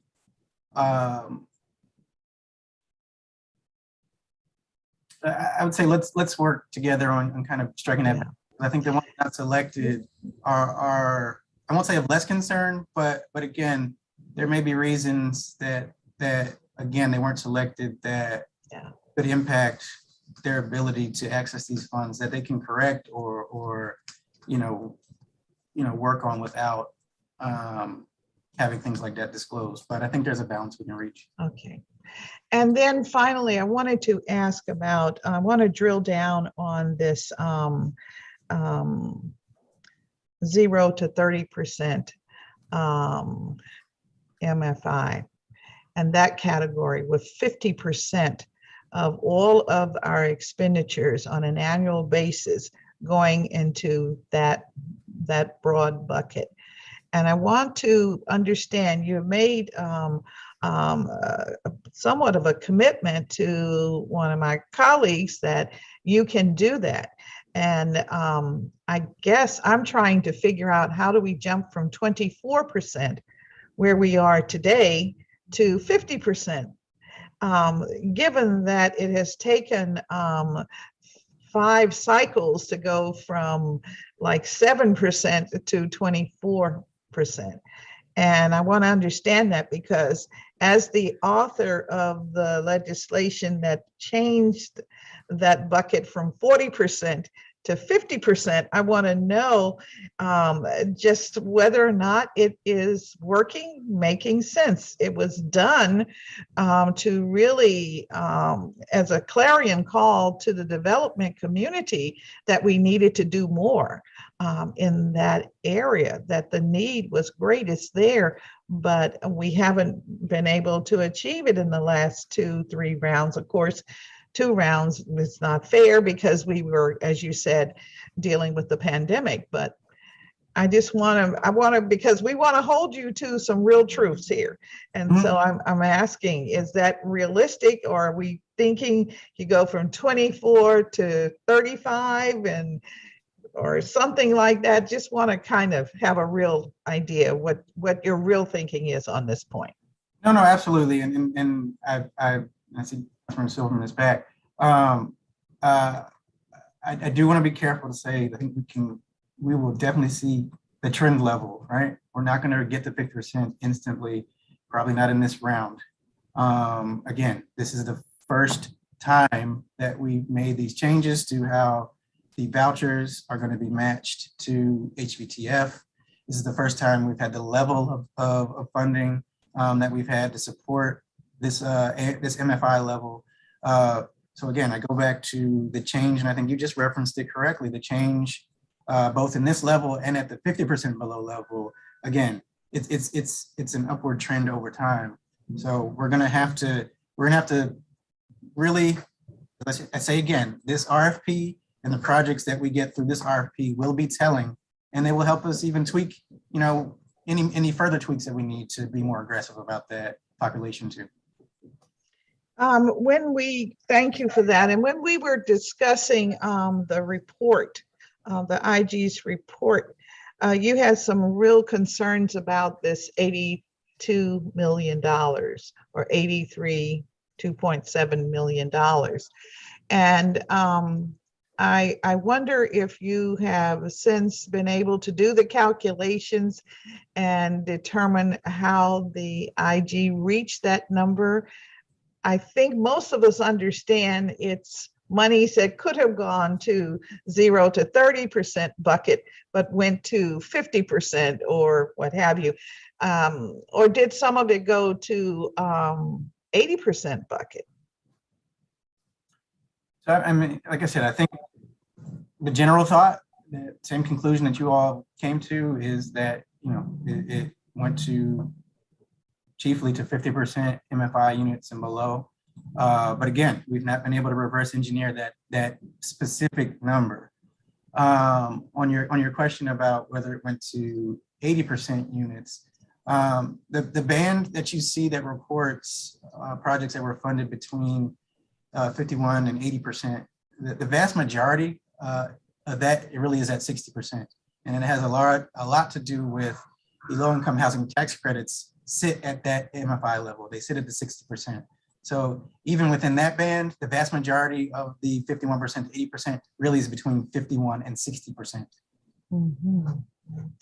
Okay, thank you very much. I see Councilmember Robert White is back. Do you have more questions, Mr. Hubbard, or should we move to our last 2 presenters today? I have more questions, Councilmember Bonds. All right, sure. Thank you very much, Director Hubbard. So I want to address a few other things that were raised in the IG report. The first is on rising costs after projects are selected. So how do you decide whether you will continue to move forward with a project if the funding needs change after it's selected? There's a set process where, that proposal, that development entity has to come back and formally request any increases. And it's factored into the underwriting. So it's not just us. We're one cog in this whole deal. So the increase in dollars needed to make these projects work has to be addressed by all the folks at the table. So that's the tax credit investors. That's any entities putting debt into the deal, us as a gap lender, and we have to all not unanimously, all collectively agree how to address that new gap. So, And so, like, by how much would would costs need to rise or exceed the agreed upon level before DHCD would reject it?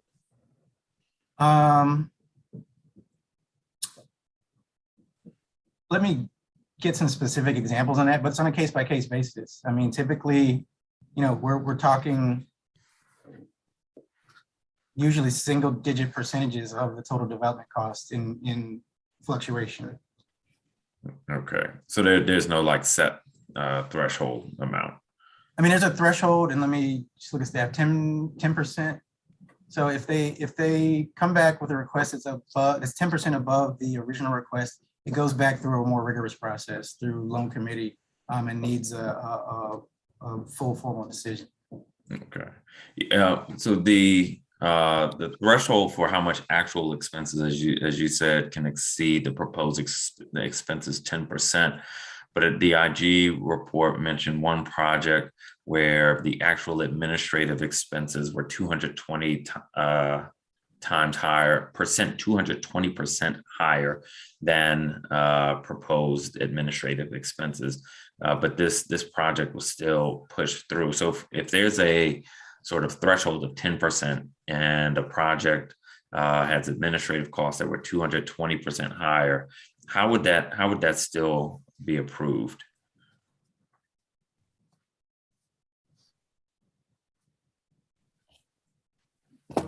Give me 1 second just to look this up, if you will, council member. And I'm referencing page 7 of the IG report.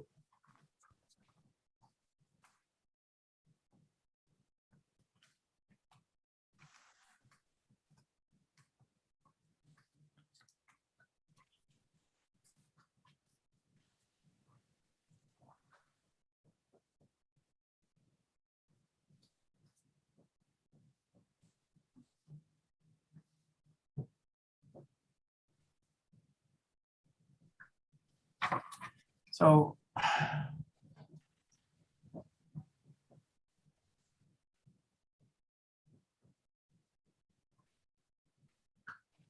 there's, I think the distinction, and I think it's right to be made. There's a distinction between how the project is underwritten versus how it actually performs, after the funding is in place. So again, we're looking at administrative expenses increasing, but it's a little tenuous of actually how it relates to the actual award amount on the front end. But so who pays if the administrative costs on a project change? Would DHCD pick up that additional cost, or the developer having to find that somewhere else? We would not pick up that cost, no. Okay, so what the project that the IG report is citing on page 7 is incorrect in terms of DHCD, or the city did not pick up those costs. So again, it's a little inartful, I'll put it that way. When we looked at sources and uses, we again, you have to match what's put into the project versus what's going to go towards. And that's on the front end of looking at underwriting, financing a project. Then of course, once the project is built and it actually has to, serve as that housing accommodation for the requisite amount of years, that transfers, that ongoing responsibility transfers over to our asset management division. So that long-term compliance, again, I think the point you made earlier, again, is equally important to make sure that the units we funded go to the populations that we promised them to for the period that was stated, and that they stay operating within, the acceptable margins to make sure those buildings are functioning in a healthy way. So, we have a separate unit that does that to really do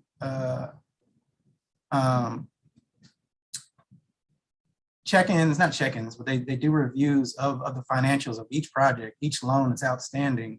And we produce what's called a risk rating that looks at factors like that to look at the health of those units and to make sure that they can sustain into the future long term. So we have internal staff to do that, and we also have a contract with our loan servicer that helps us review all the projects and outstanding loans in our portfolio to flag issues just like that. And I'd have to look and see when this project dates from, but again, going back to past audits and past looks at our processes, we've made several changes over the years within the last 4 to 5 years, and this is one of them. We've more than doubled the staff in our asset management division, and we have a new loan servicer to backstop us on making sure that we can touch every loan in our portfolio to make sure we flag these type of issues and correct them. All right. I would just ask that you confirm with the committee that this project cited on page 7, there was not an increase in amount funded, nor did any money get pulled from the project or units to fund that. I guess the concern I have is that all these hearings, DHCD testifies that there's nothing wrong, but also there, we fixed the things that used to be wrong. And so, both can't be true. And so it's I feel like we've kind of gone in circles on the Housing Production Trust Fund over the years, because every hearing the agency says there are no problems. But we will keep working through it. I want to be respectful of time. Thank you, Councilmember Bonds. Thank you, Director Hubbard. Thank you, Councilmember White. Councilmember Silverman, you have another question or two? Yes, thank you, Councilmember Bonds. So Director Hubbard, I want to go through the recommendations of the Inspector General where the agency disagreed. And it sounds like in our last round, you have made some changes yourself. Recommendation number 1, develop procedures to require and enforce adherence to the selection criteria. The agency disagreed with that. This gets to the general transparency issue. I don't think it does, though. Okay. Do you still disagree then with the IG's recommendation here? Yes, and for one reason. Their recommendation, when they talk about adhering to, let me make sure I get it right. Develop procedures to require and enforce adherence to selection criteria included in the RFP, which shall apply to all DHCD personnel. I think if you unpack that, transparency is one thing. I think this goes to more to the case that as scored by staff, I think they would have us want to agree to that that's the only measure of what gets funded, and we can't agree to that. Okay. So I think this is a fundamental issue, and this does get at the suspicions that some in the development community have and some of our residents have, that if we don't follow the scoring, then there can be allegations that there were political considerations why projects that scored lower were selected. And I think this gets at the heart of the issue. So, you have a professional staff that scores the projects. The explanation we heard previous to your leadership was about vouchers, and that was one of the biggest reasons why the director's discretion was needed. But if we have adequate funding of vouchers, then why would you need discretion otherwise? I'll give you a real world example. As part of our back and forth with OIG, there's another set of part of the recommendation that, again, we asked for a little clarity on, and they've maintained that if you had just picked these particular projects, you would have hit the bucket. One of the projects, and again, I don't want to name it just for the sake that it's still pending. One of the projects that they cited to us that would have helped us meet the bucket, the development cost of that project is $1 million per unit. It's a viable project. It's in a great part of the city, but they would have us pay $1 million per unit to build it. May I interrupt for a second? So why was it scored so high then? On paper, it's great. On paper, it's in a priority area. It's meeting a specialty population. It's meeting 30%, but the cost is exorbitant. Mhm. So it's that kind of real world example where we need the discretion to say this is a great project, but we need to massage what the level of subsidy is. It seems there should be then an adjustment of the scoring, because what I'm hearing in your answer is that it scored high because it was in an area of the city where we need affordable housing. It might have been in Rock Creek Park West, I don't know. But it's really expensive. This is the trade-off. So we need to build housing in areas of the city that are expensive, land costs are high, and there isn't affordability there. The trade-off is that it's really expensive to do so. And it seems to me then that that should be addressed in the scoring of the project. And I think that the frustration I think we're having, maybe council members are having, is that we believe that perhaps there needs to be some fine tuning of the scoring, because we score projects for a reason, so that the scoring reflects our priorities as a city, right? And how to spend these public dollars, and the scoring should reflect those priorities. But it sounds to me like you're saying, well, it really doesn't, because should we really be spending $1 million per unit and draining the trust fund? Isn't that what you're saying, basically?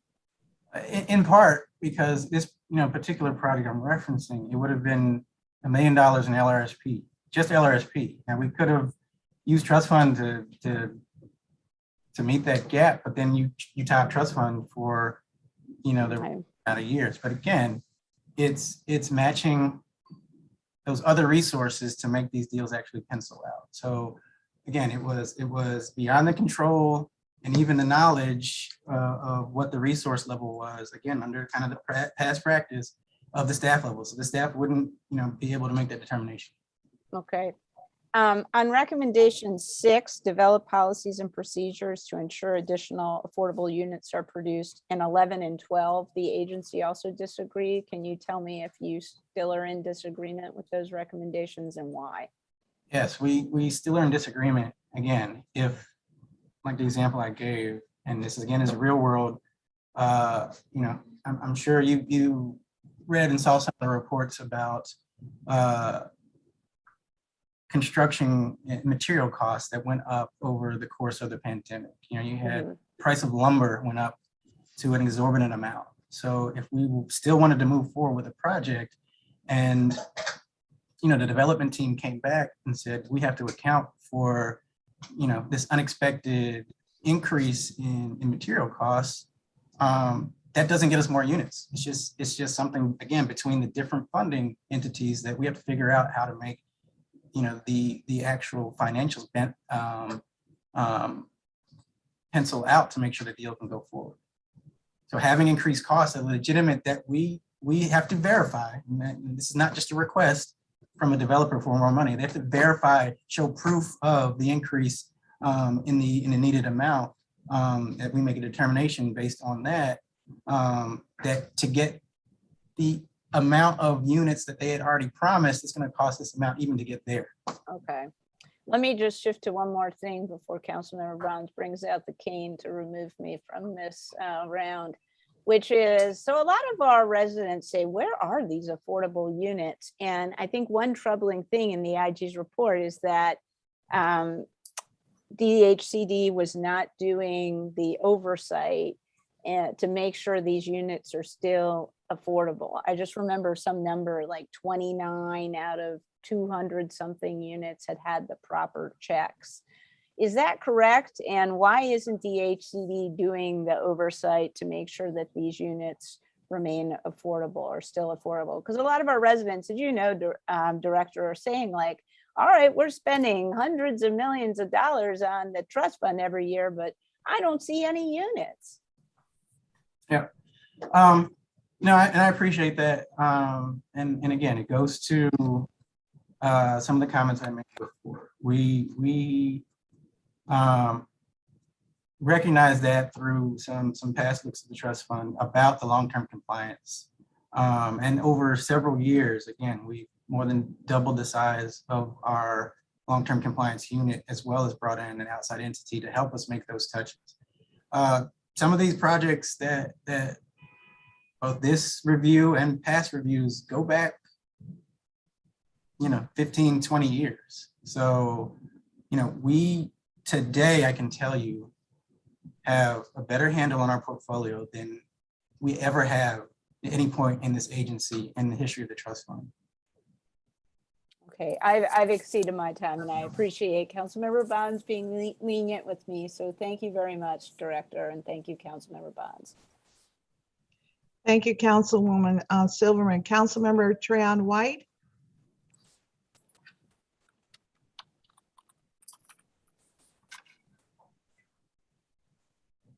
Okay, I think Councilmember White is in the other hearing.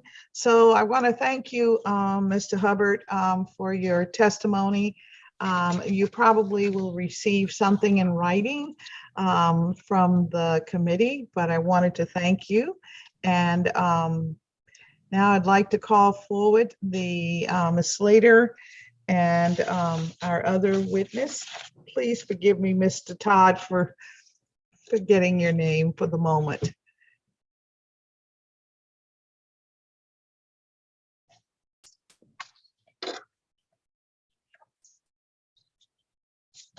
So if we could, I'd like to swear in Ms. Slater and Mr. Todd, please. Thank you. Oh, Okay, if you would raise your, Can somebody unmute me?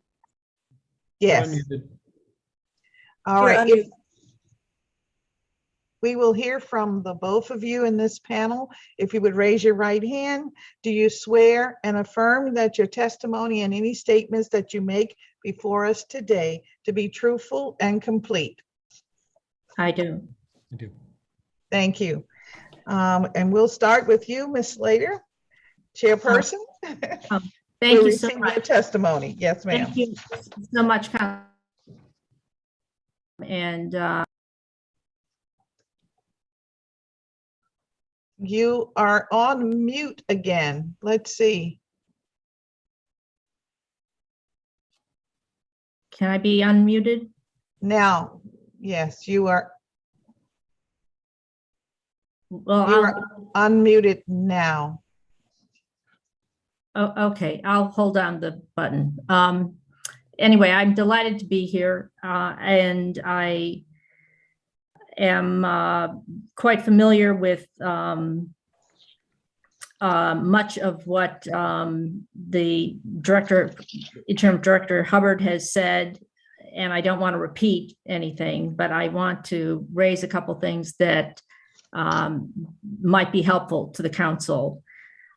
First of all, I am in my 5th year as chair of the Housing Production Trust Fund Advisory Board, and that role has allowed me to get to know the management and the staff. And with my fellow board members, we have monthly meetings where we probe deeply about a wide variety of HPTF issues. One recurring and prominent issues has been the feasibility and the progress towards reaching the statutory mandated goal of 50% of HPTF resources producing extremely low income household units. That goal at first seemed unattainable. I spent a number of years where there was deep frustration about the LRSP being insufficient to provide enough rental income and putting an excess burden on the Housing Production Trust Fund as a subsidy. And I think Director Hubbard did a very good job of explaining that now with the LRSP, we're on a whole new platform with much more possibility of reaching that statutory standard. But there were many years where the question was raised, and it was, there's an excellent staff at DHCD I've worked in the Congressional Budget Office, the White House, and the US Senate, and there is no finer staff than I have witnessed in any of those forums. So I think the council is very lucky to get that kind of quality of analysis. However, I also come to you as a person with 10 years of working on trying to develop for sale homes for people in the 30 and 40% AMI buckets.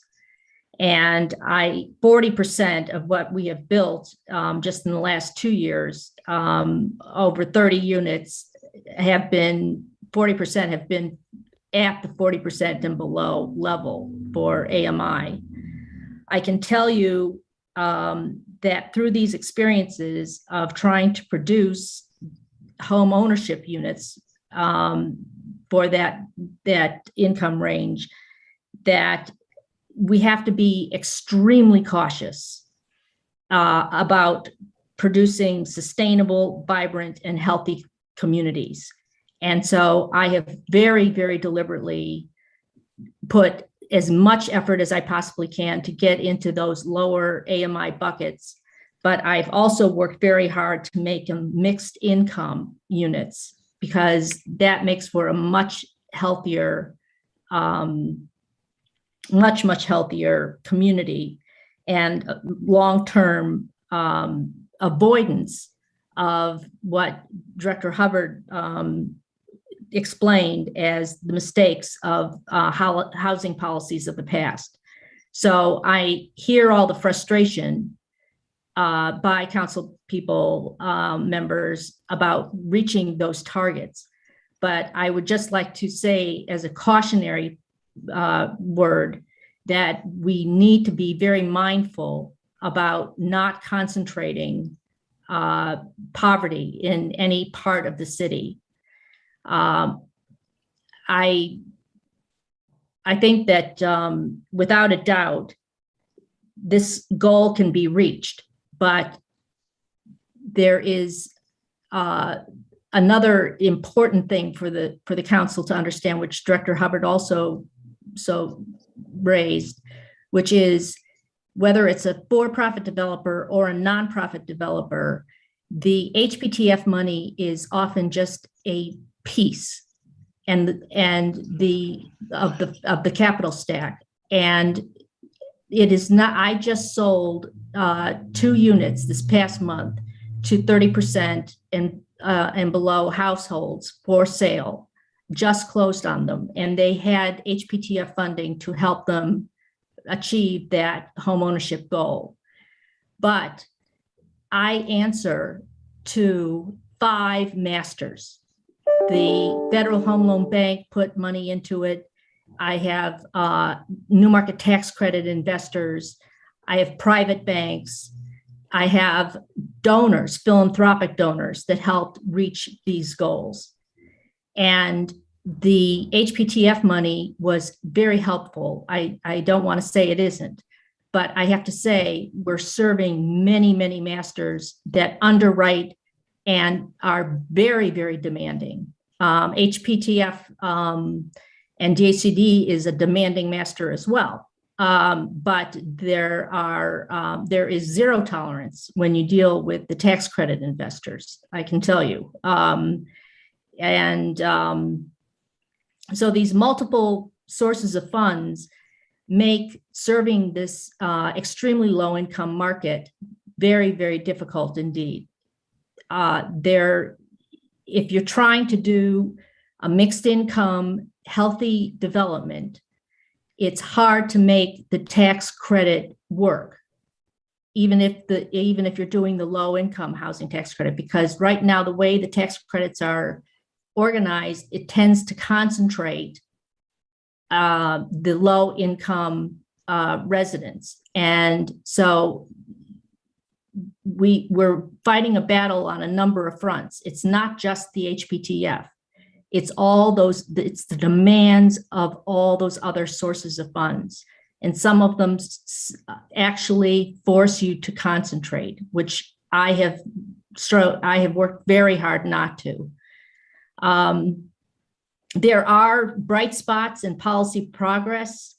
As I said, I strongly agree with what Director Hubbard said about the LRSP and the consolidated RFP allowing for the cash flow to work. This is all new ground. And so I feel that there is much more productive time for all of us to be looking at where we are now than to despair about what happened in 2018, 2019, when we didn't have that kind of cash flow, especially on rental projects. And that's what all the low-income housing tax credit works for. But I think the DHCD, as you know well, promptly responded to more than half of the 20 recommendations in the report. And justifiably, in many instances, I think there was a justifiable disagreement. And some of it was, some of these are problems that collaboratively can be fixed. But I do agree with Director Hubbard that I can't imagine conflict of interest of DHCD staff in terms of the incredible devotion and expertise. And I really can't fathom where that would have come from my experience of 5 years of working on this advisory board. I would say that I'd also want to echo that housing is a regional issue. And that puts a great pressure on officials in DC because the neighboring jurisdictions are not shouldering a fair share of the need. And so another caution I'd like to say that is that I know the mayor is very active in the regional housing debate, and I know that a number of the city council members are as well. That is critical. Housing's regional. People live in one place, work in another place. As president and CEO of Habitat for Humanity, we only serve people who are legacy DC residents, and they have to have had a long tenure of living in DC. But a lot of people who work in DC would like to also live in DC. And as Council Member Bonds pointed out, there's certainly an exodus out of the district because of affordability. But I highly recommend more coordination between all the different sources of funds and not just focus on Housing Production Trust Fund, because it is a gap. It is gap financing, and the pressures from all these other sources of funding are working to complicate the whole issue. And it's important for the council to understand that we really need the private sector to be involved in this. We need the philanthropic sector to be involved in it.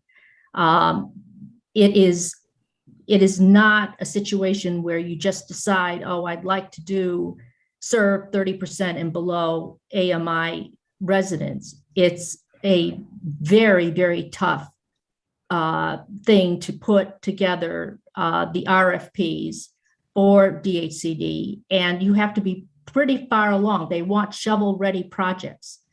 And the question is, where does the money come from for that? So there are investors at the front end that have demands on all of it. So I would just say that this is all, I strongly agree with Director Hubbard, this is achievable, but I think we need to look at all the pieces of the puzzle to get to where the council wants to get. And understanding how some of these other sources of absolutely.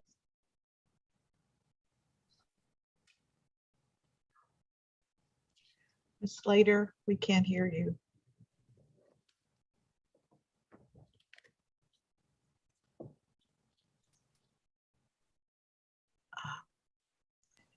can you hear me now? We can hear you now. We missed. Okay, I'm sorry.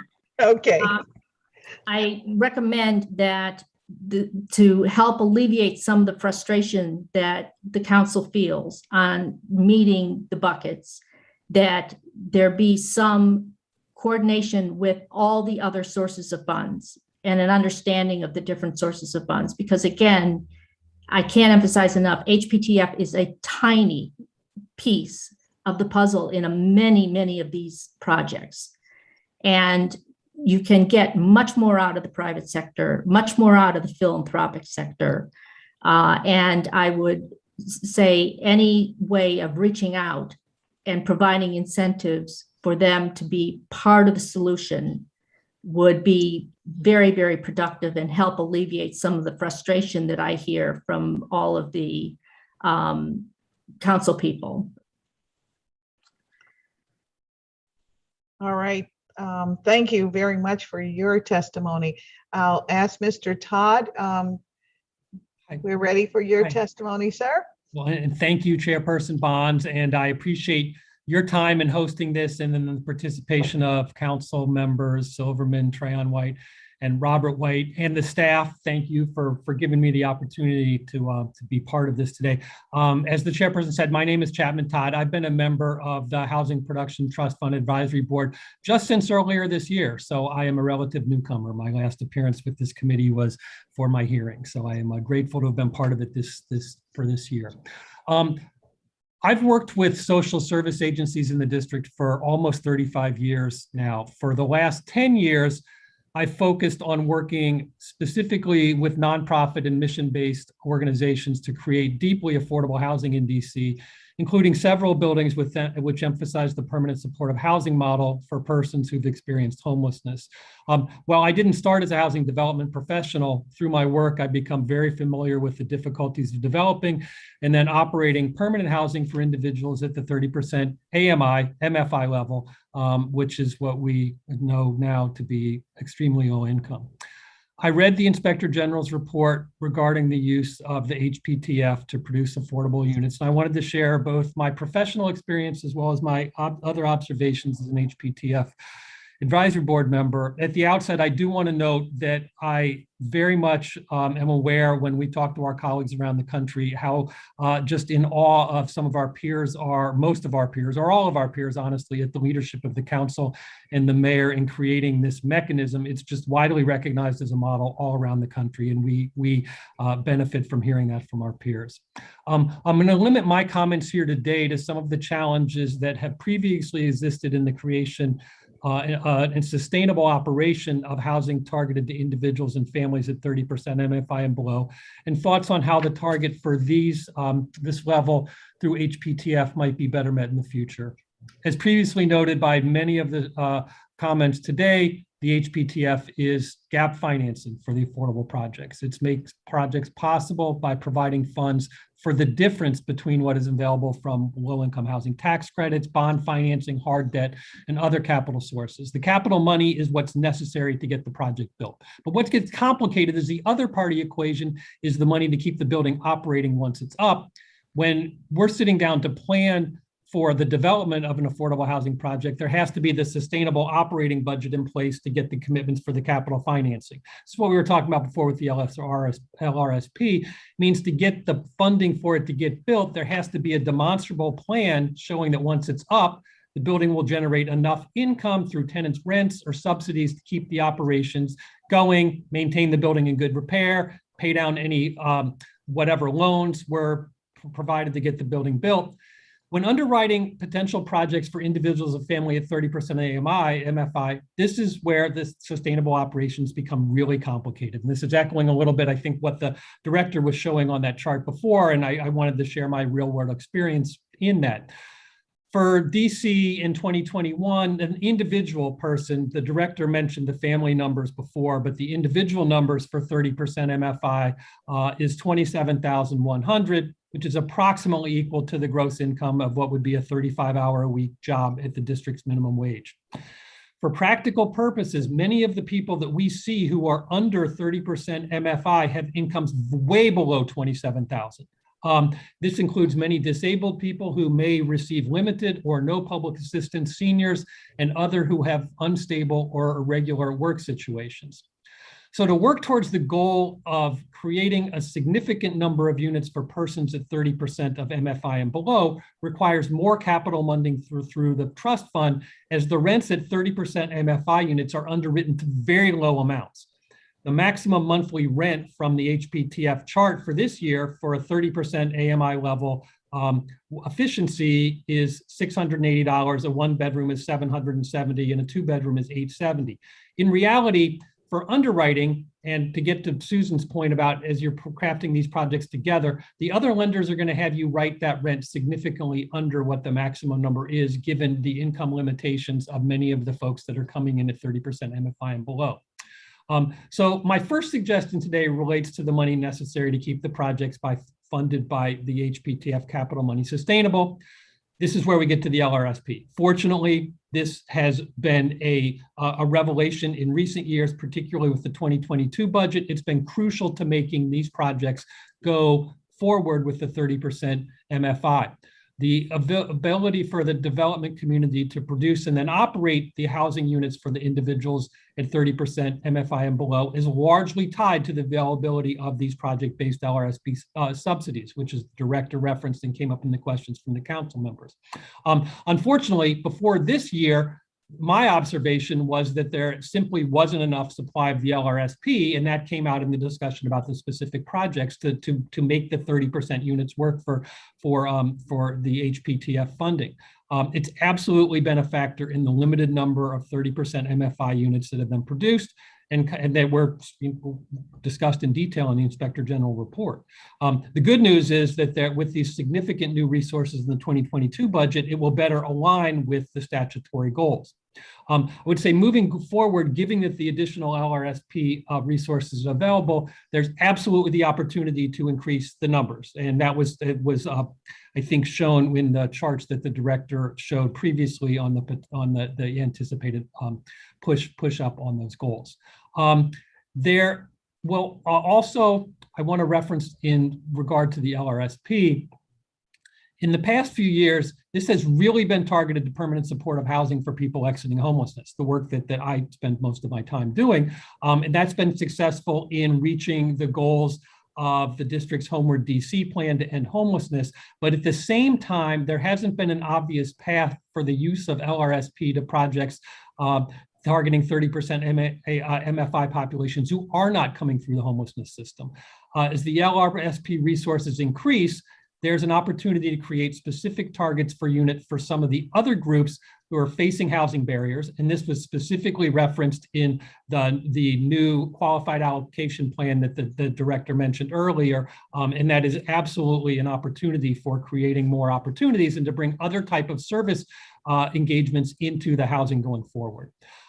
My second suggestion for increasing the amount of Housing Production Trust Fund is through creating additional incentives for building the 30% AMI units, perhaps by adding additional matter of right density, greater priority for geographic distribution, and other things. This suggestion comes with the acknowledgement that this may result in fewer units being built across all income levels with a higher level of trust fund dollars being utilized. It would be necessary to offset the lack of the ongoing operating support that is there without vouchers. And you can look at that and say, how do you create incentives to do that? Understanding that the trade may be that the units cost more than other ones might if they had the benefit of subsidy or if they were at higher income levels. So basically the trade-off here is that by providing a deeper affordability to the project, there's less ability to pay hard debt or make HPTF loan repayments, meaning that the HPTF gap money is required and then it operates more as a cash flow loan than it is as like a hard debt.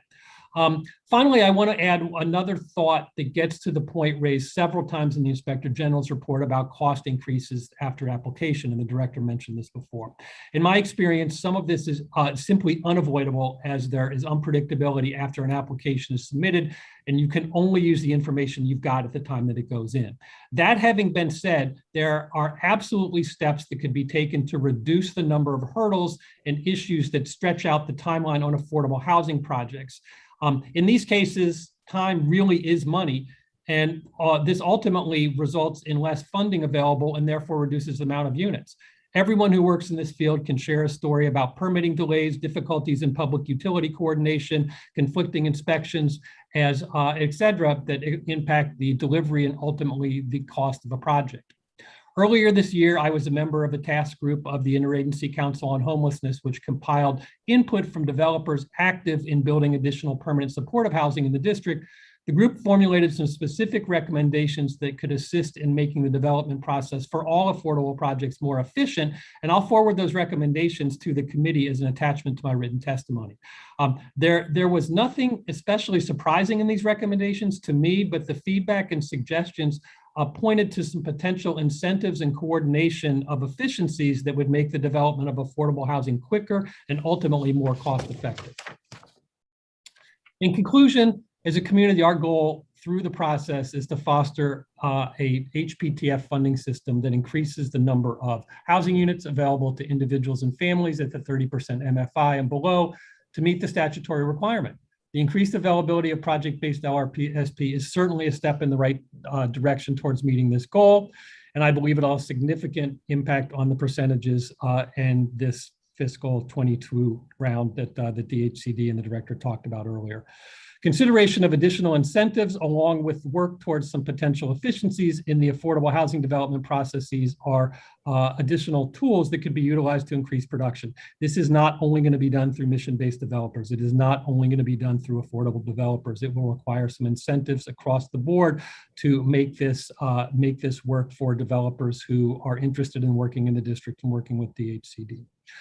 So thank you for the opportunity to be with you today, and I look forward to being part of this process going forward to help both like the district reach the goals and to house our most vulnerable community members, the extremely low income that are absolutely being pushed out in the district. Thank you. Thank you very much for both of your testimony. We'll try for a 10-minute round, and perhaps we'll be able to get through this with one round. And I'm stating that to my colleagues.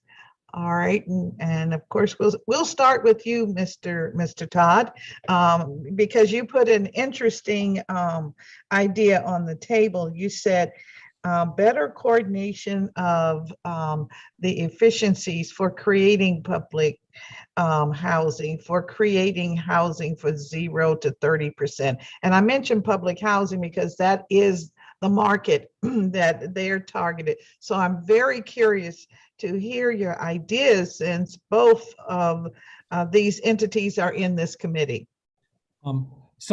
A couple thoughts that came up, and again, it's trying to create incentives to bring more developers to do this type of housing. And as the director mentioned, there are resources through LRSP, but there also could be other tools used that might make this more of interest and more of a business opportunity for the developers that are coming in who may not be mission-based, but as I said, it's going to take more than just mission-based developers to meet the goals that are in the district. I mean, one thing that came up in conversations is thinking about, are there opportunities in areas around town to increase density for the creation of 30% AMI housing as a matter of right? It's complicated, but sure, that would certainly be a way to get folks' attention and say, we don't want to just like say, here it is and figure out and bring us the deal. And as the director mentioned, then you bring back a project that is like $1 million a unit and it looks good. It would be a great location, but it costs too much. Is there a way to look at some of the priorities there and say, is there a different way for us to think about creating incentives to make this work here and add add possibilities where if we're looking just at what we've got in front of us, we're missing the opportunity to say do a matter of right adjustment for affordable housing, particularly at income levels. Another thing that I mentioned, and we've talked a lot about macro stuff during the conversation or today, but there are micro things that can chip away at the costs and then ultimately can make things work better. I mean, time is money, as I said on this, and complications in delays and coordination between government agencies are something that I've heard repeatedly in talking to folks in the business. Would it be possible to have someone, the DHCD project management staff does a great job, but for those of us that work here, we will have to coordinate with DOES, we will have to coordinate with LSDBE, we have to coordinate with DCRA, we have to coordinate with DOEE, we have to coordinate with multiple agencies. And given if we're the folks, we do it once a year, and you relearn it every year, and the things wind up being there's a lack of efficiency. And as I said, all of us, I think, could point to projects where like, yep, we lost a month there. Yep, we lost a month there, where if we had been able to coordinate with the Housing Authority and DHCD and DCR differently, maybe we would have saved 2 months there. There are things like that that really do chip away at like what we can do in the creation of units. And it's not necessarily easy, but it's in front of us. And when you talk to the development community, there are things like that that I will share with you that come forward in ways that we attack the issue from a macro level, like here's our goal for 30% AMI housing, and then we also attack it from the micro goal of like trying to knock down our per unit construction costs by $50,000 or whatever, because we're compressing 2 or 3 months where we're not duplicating work or relearning things once a year when we're back to trying to remember what we did last time. Thank you very much for those comments. And as you were speaking, clearly I was thinking about some tools that we might be able to put together. So I'm looking forward to working with your director to see where we can land on these items. It's very exciting to think that we could have a law that speaks to matter of right for certain income levels in projects. And how do we get to that? It's also exciting to think that we could have a process where once a extremely low income proposal is accepted, that we could expedite the process of permits, et cetera, except that Mr. Hubbard has explained that the projects that are considered best for the utilization of trust fund dollars are projects that are shovel ready. And I'm assuming that also means that some of the fees required for the licenses and permits have already been procured. So maybe we could give a discount since we have that process in place. I'm just trying to see how these different entities might work together so that we can get the products that we ultimately want, which is more extremely low income housing. So am I thinking right, or is that kind of like where you were in your overview? Is that to me? Yes, Mr. Todd, of course, yes. Yes, thinking about ways that we coordinate on those processes. And, even if you are shovel ready, there are things that get complicated on all the projects where coordination, a possibility of a project manager that is focused on affordable housing across departments to do things. And kind of, again, the DHCD project management staff does a great job at that, but they can't necessarily move things along that come up not only after you get your permit, but during the course of construction, and then ultimately certificate of occupancy and operation. There are just so many steps to that process along that that becomes it's back on the development community to do a lot of that coordination, and there's some possible efficiencies there where it turns into, months turns into real money, not only real money, but it turns into people not being housed as quickly as possible. And as I told you, I think that anyone that you would talk to has a story of something where if it had worked just a little differently, they would have done it quicker or cheaper, and we should make that the norm if we can. Well, as you know, in some parts of our city, community input weighs heavily.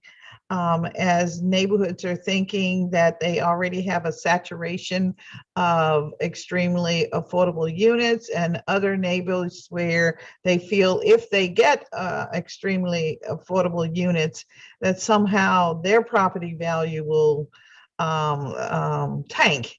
And so would you help me think about how we might handle those situations?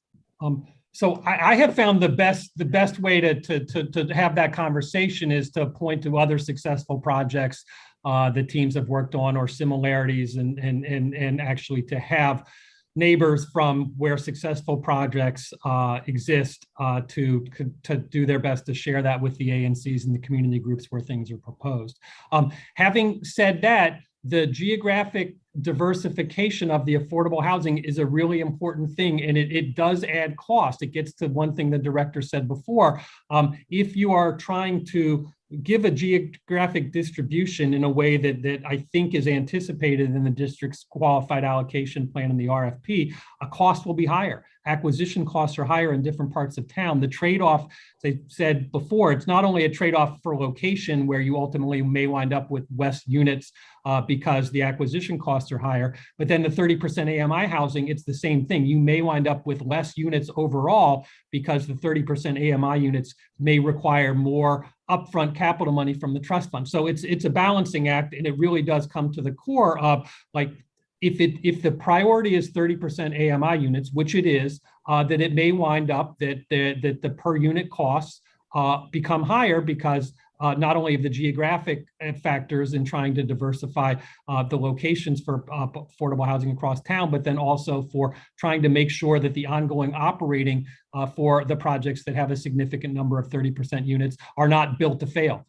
So that has to be on the radar in this consideration of the conversation. Is that, there could be a conversation later that winds up with the director coming back with a cost that shows that they were higher in fiscal 22. I have no idea if that's what happened, but my guess is that it could. And the answer to me, not knowing the details, would be that it was designed to have projects spread throughout town. Acquisition costs were higher, and that and as well, 30% AMI had to be underwritten differently, which required up more trust fund money to fill a gap.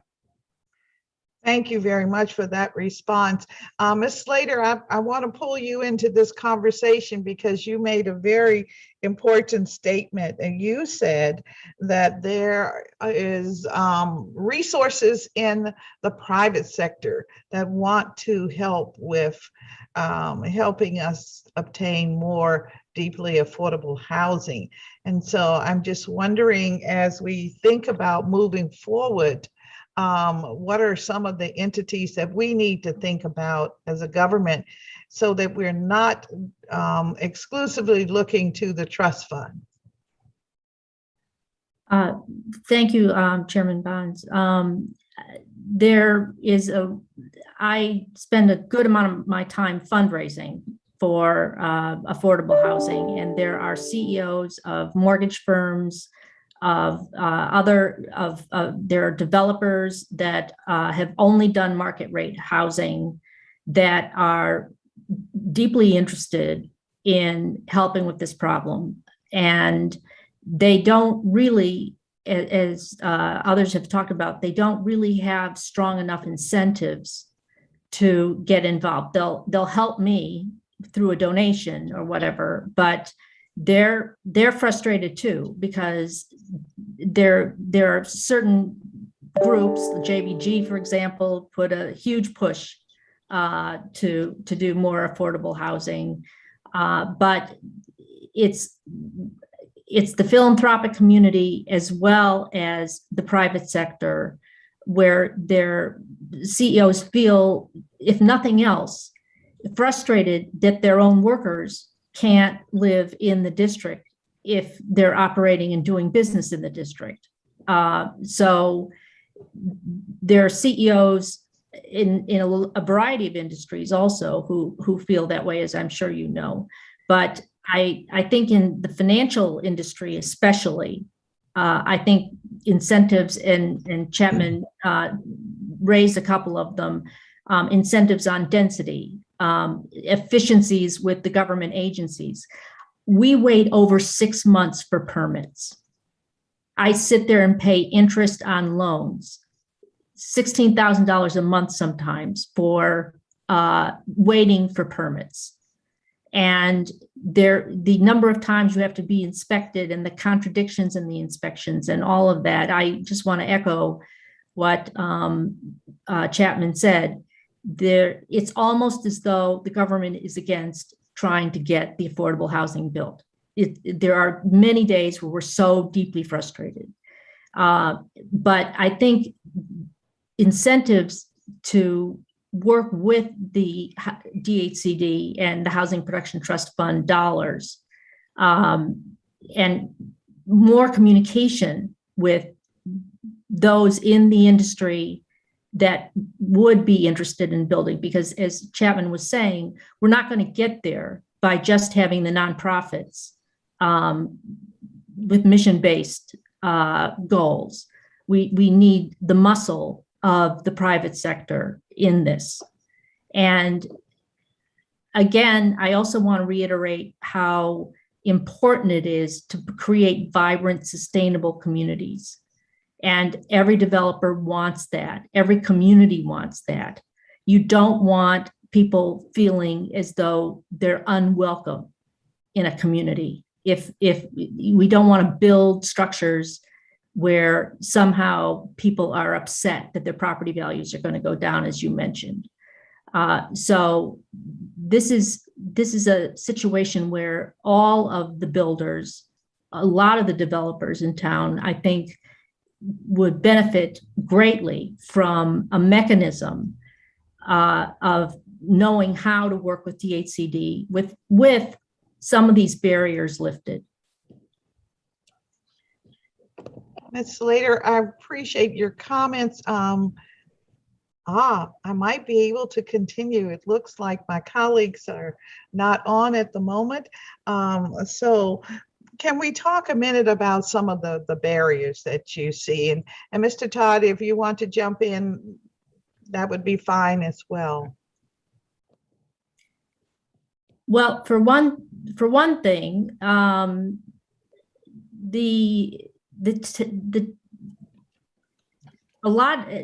me go back to the very beginning where you try to design a project. There are very few mechanisms for getting pre-development money. You have to take the profits from a previous project to finance a current project, or get pre-development money from some donor to get the HPTF money. There's no mechanism for getting yourself shovel ready to be eligible for the HPTF money. And again, when we get to the capital stack, the HPTF money is supposed to tip you over the scales, but how are you going to get there if there isn't some mechanism for putting the proposals together that DHCD wants to get? You know, they can only work with proposals that they get. And as we've said, we're really in our first year where the LRSP makes the numbers work. But that's rental. You know, I think we also want to think about giving low and extremely low income families the opportunity for home ownership. This is what is going to change the economic arc of their lives. And it is virtually impossible now to access Housing Production Trust Fund money now if you want a development that is all 30% MFI. You really need to have mixed income. And Director Hubbard talked about how important that is, both geographic distribution and mixed income within developments. But I'll tell you, the tax credit works against us because there's such high transaction costs that you have to have a certain volume of very low income units to get to justify those transaction costs. So again, at every step of the process, from pre-development to trying to get through DCRA and all the other agencies that Chapman mentioned, and then the pandemic has hit us all very hard with cost increases. They're very serious. But Chapman also mentioned time is money. We're waiting often for a government agency and paying interest to wait. So all of those things make the private sector loath to get involved. Yeah. And it has to become attractive to them to meet all these targets. Yes, thank you. Thank you very much. Mr. Todd, you want to add or? No, I think Susan said it, and I just there's efficiencies that are, I think, out there for us to explore in more detail, and I'd love to continue that conversation. All right, thank you. Thank you very much. Let's see if any, let's see if Councilmember Trayon White is with us. I see he is here.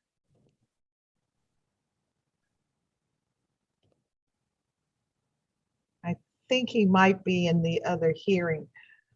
Well, yes, thanks. He's saying to all the panelists, thanks. All right. Well, we have reached that point where we will conclude today's roundtable oversight hearing for more conversation on how we streamline the process, how we can therefore produce more affordable units. And so I want to thank everyone for your testimony. We have many questions, but I think through the testimony, we have provided many answers. And so I want to thank you all. And so the time, I will say, is now 12:56 p.m. And so this roundtable hearing is concluded. I think if the public would like to provide written testimony, the record is open for, I believe it's 10 days. So we will very happily accept your testimony, and it'll be a part of our official record. So with that, we are concluding. And again, thanks to Mr. Hubbard and to Mr. Todd and to Ms. Slater. Thank you all. Thank you. Thank you, Chairman Bonds. Bye-bye. Thank you.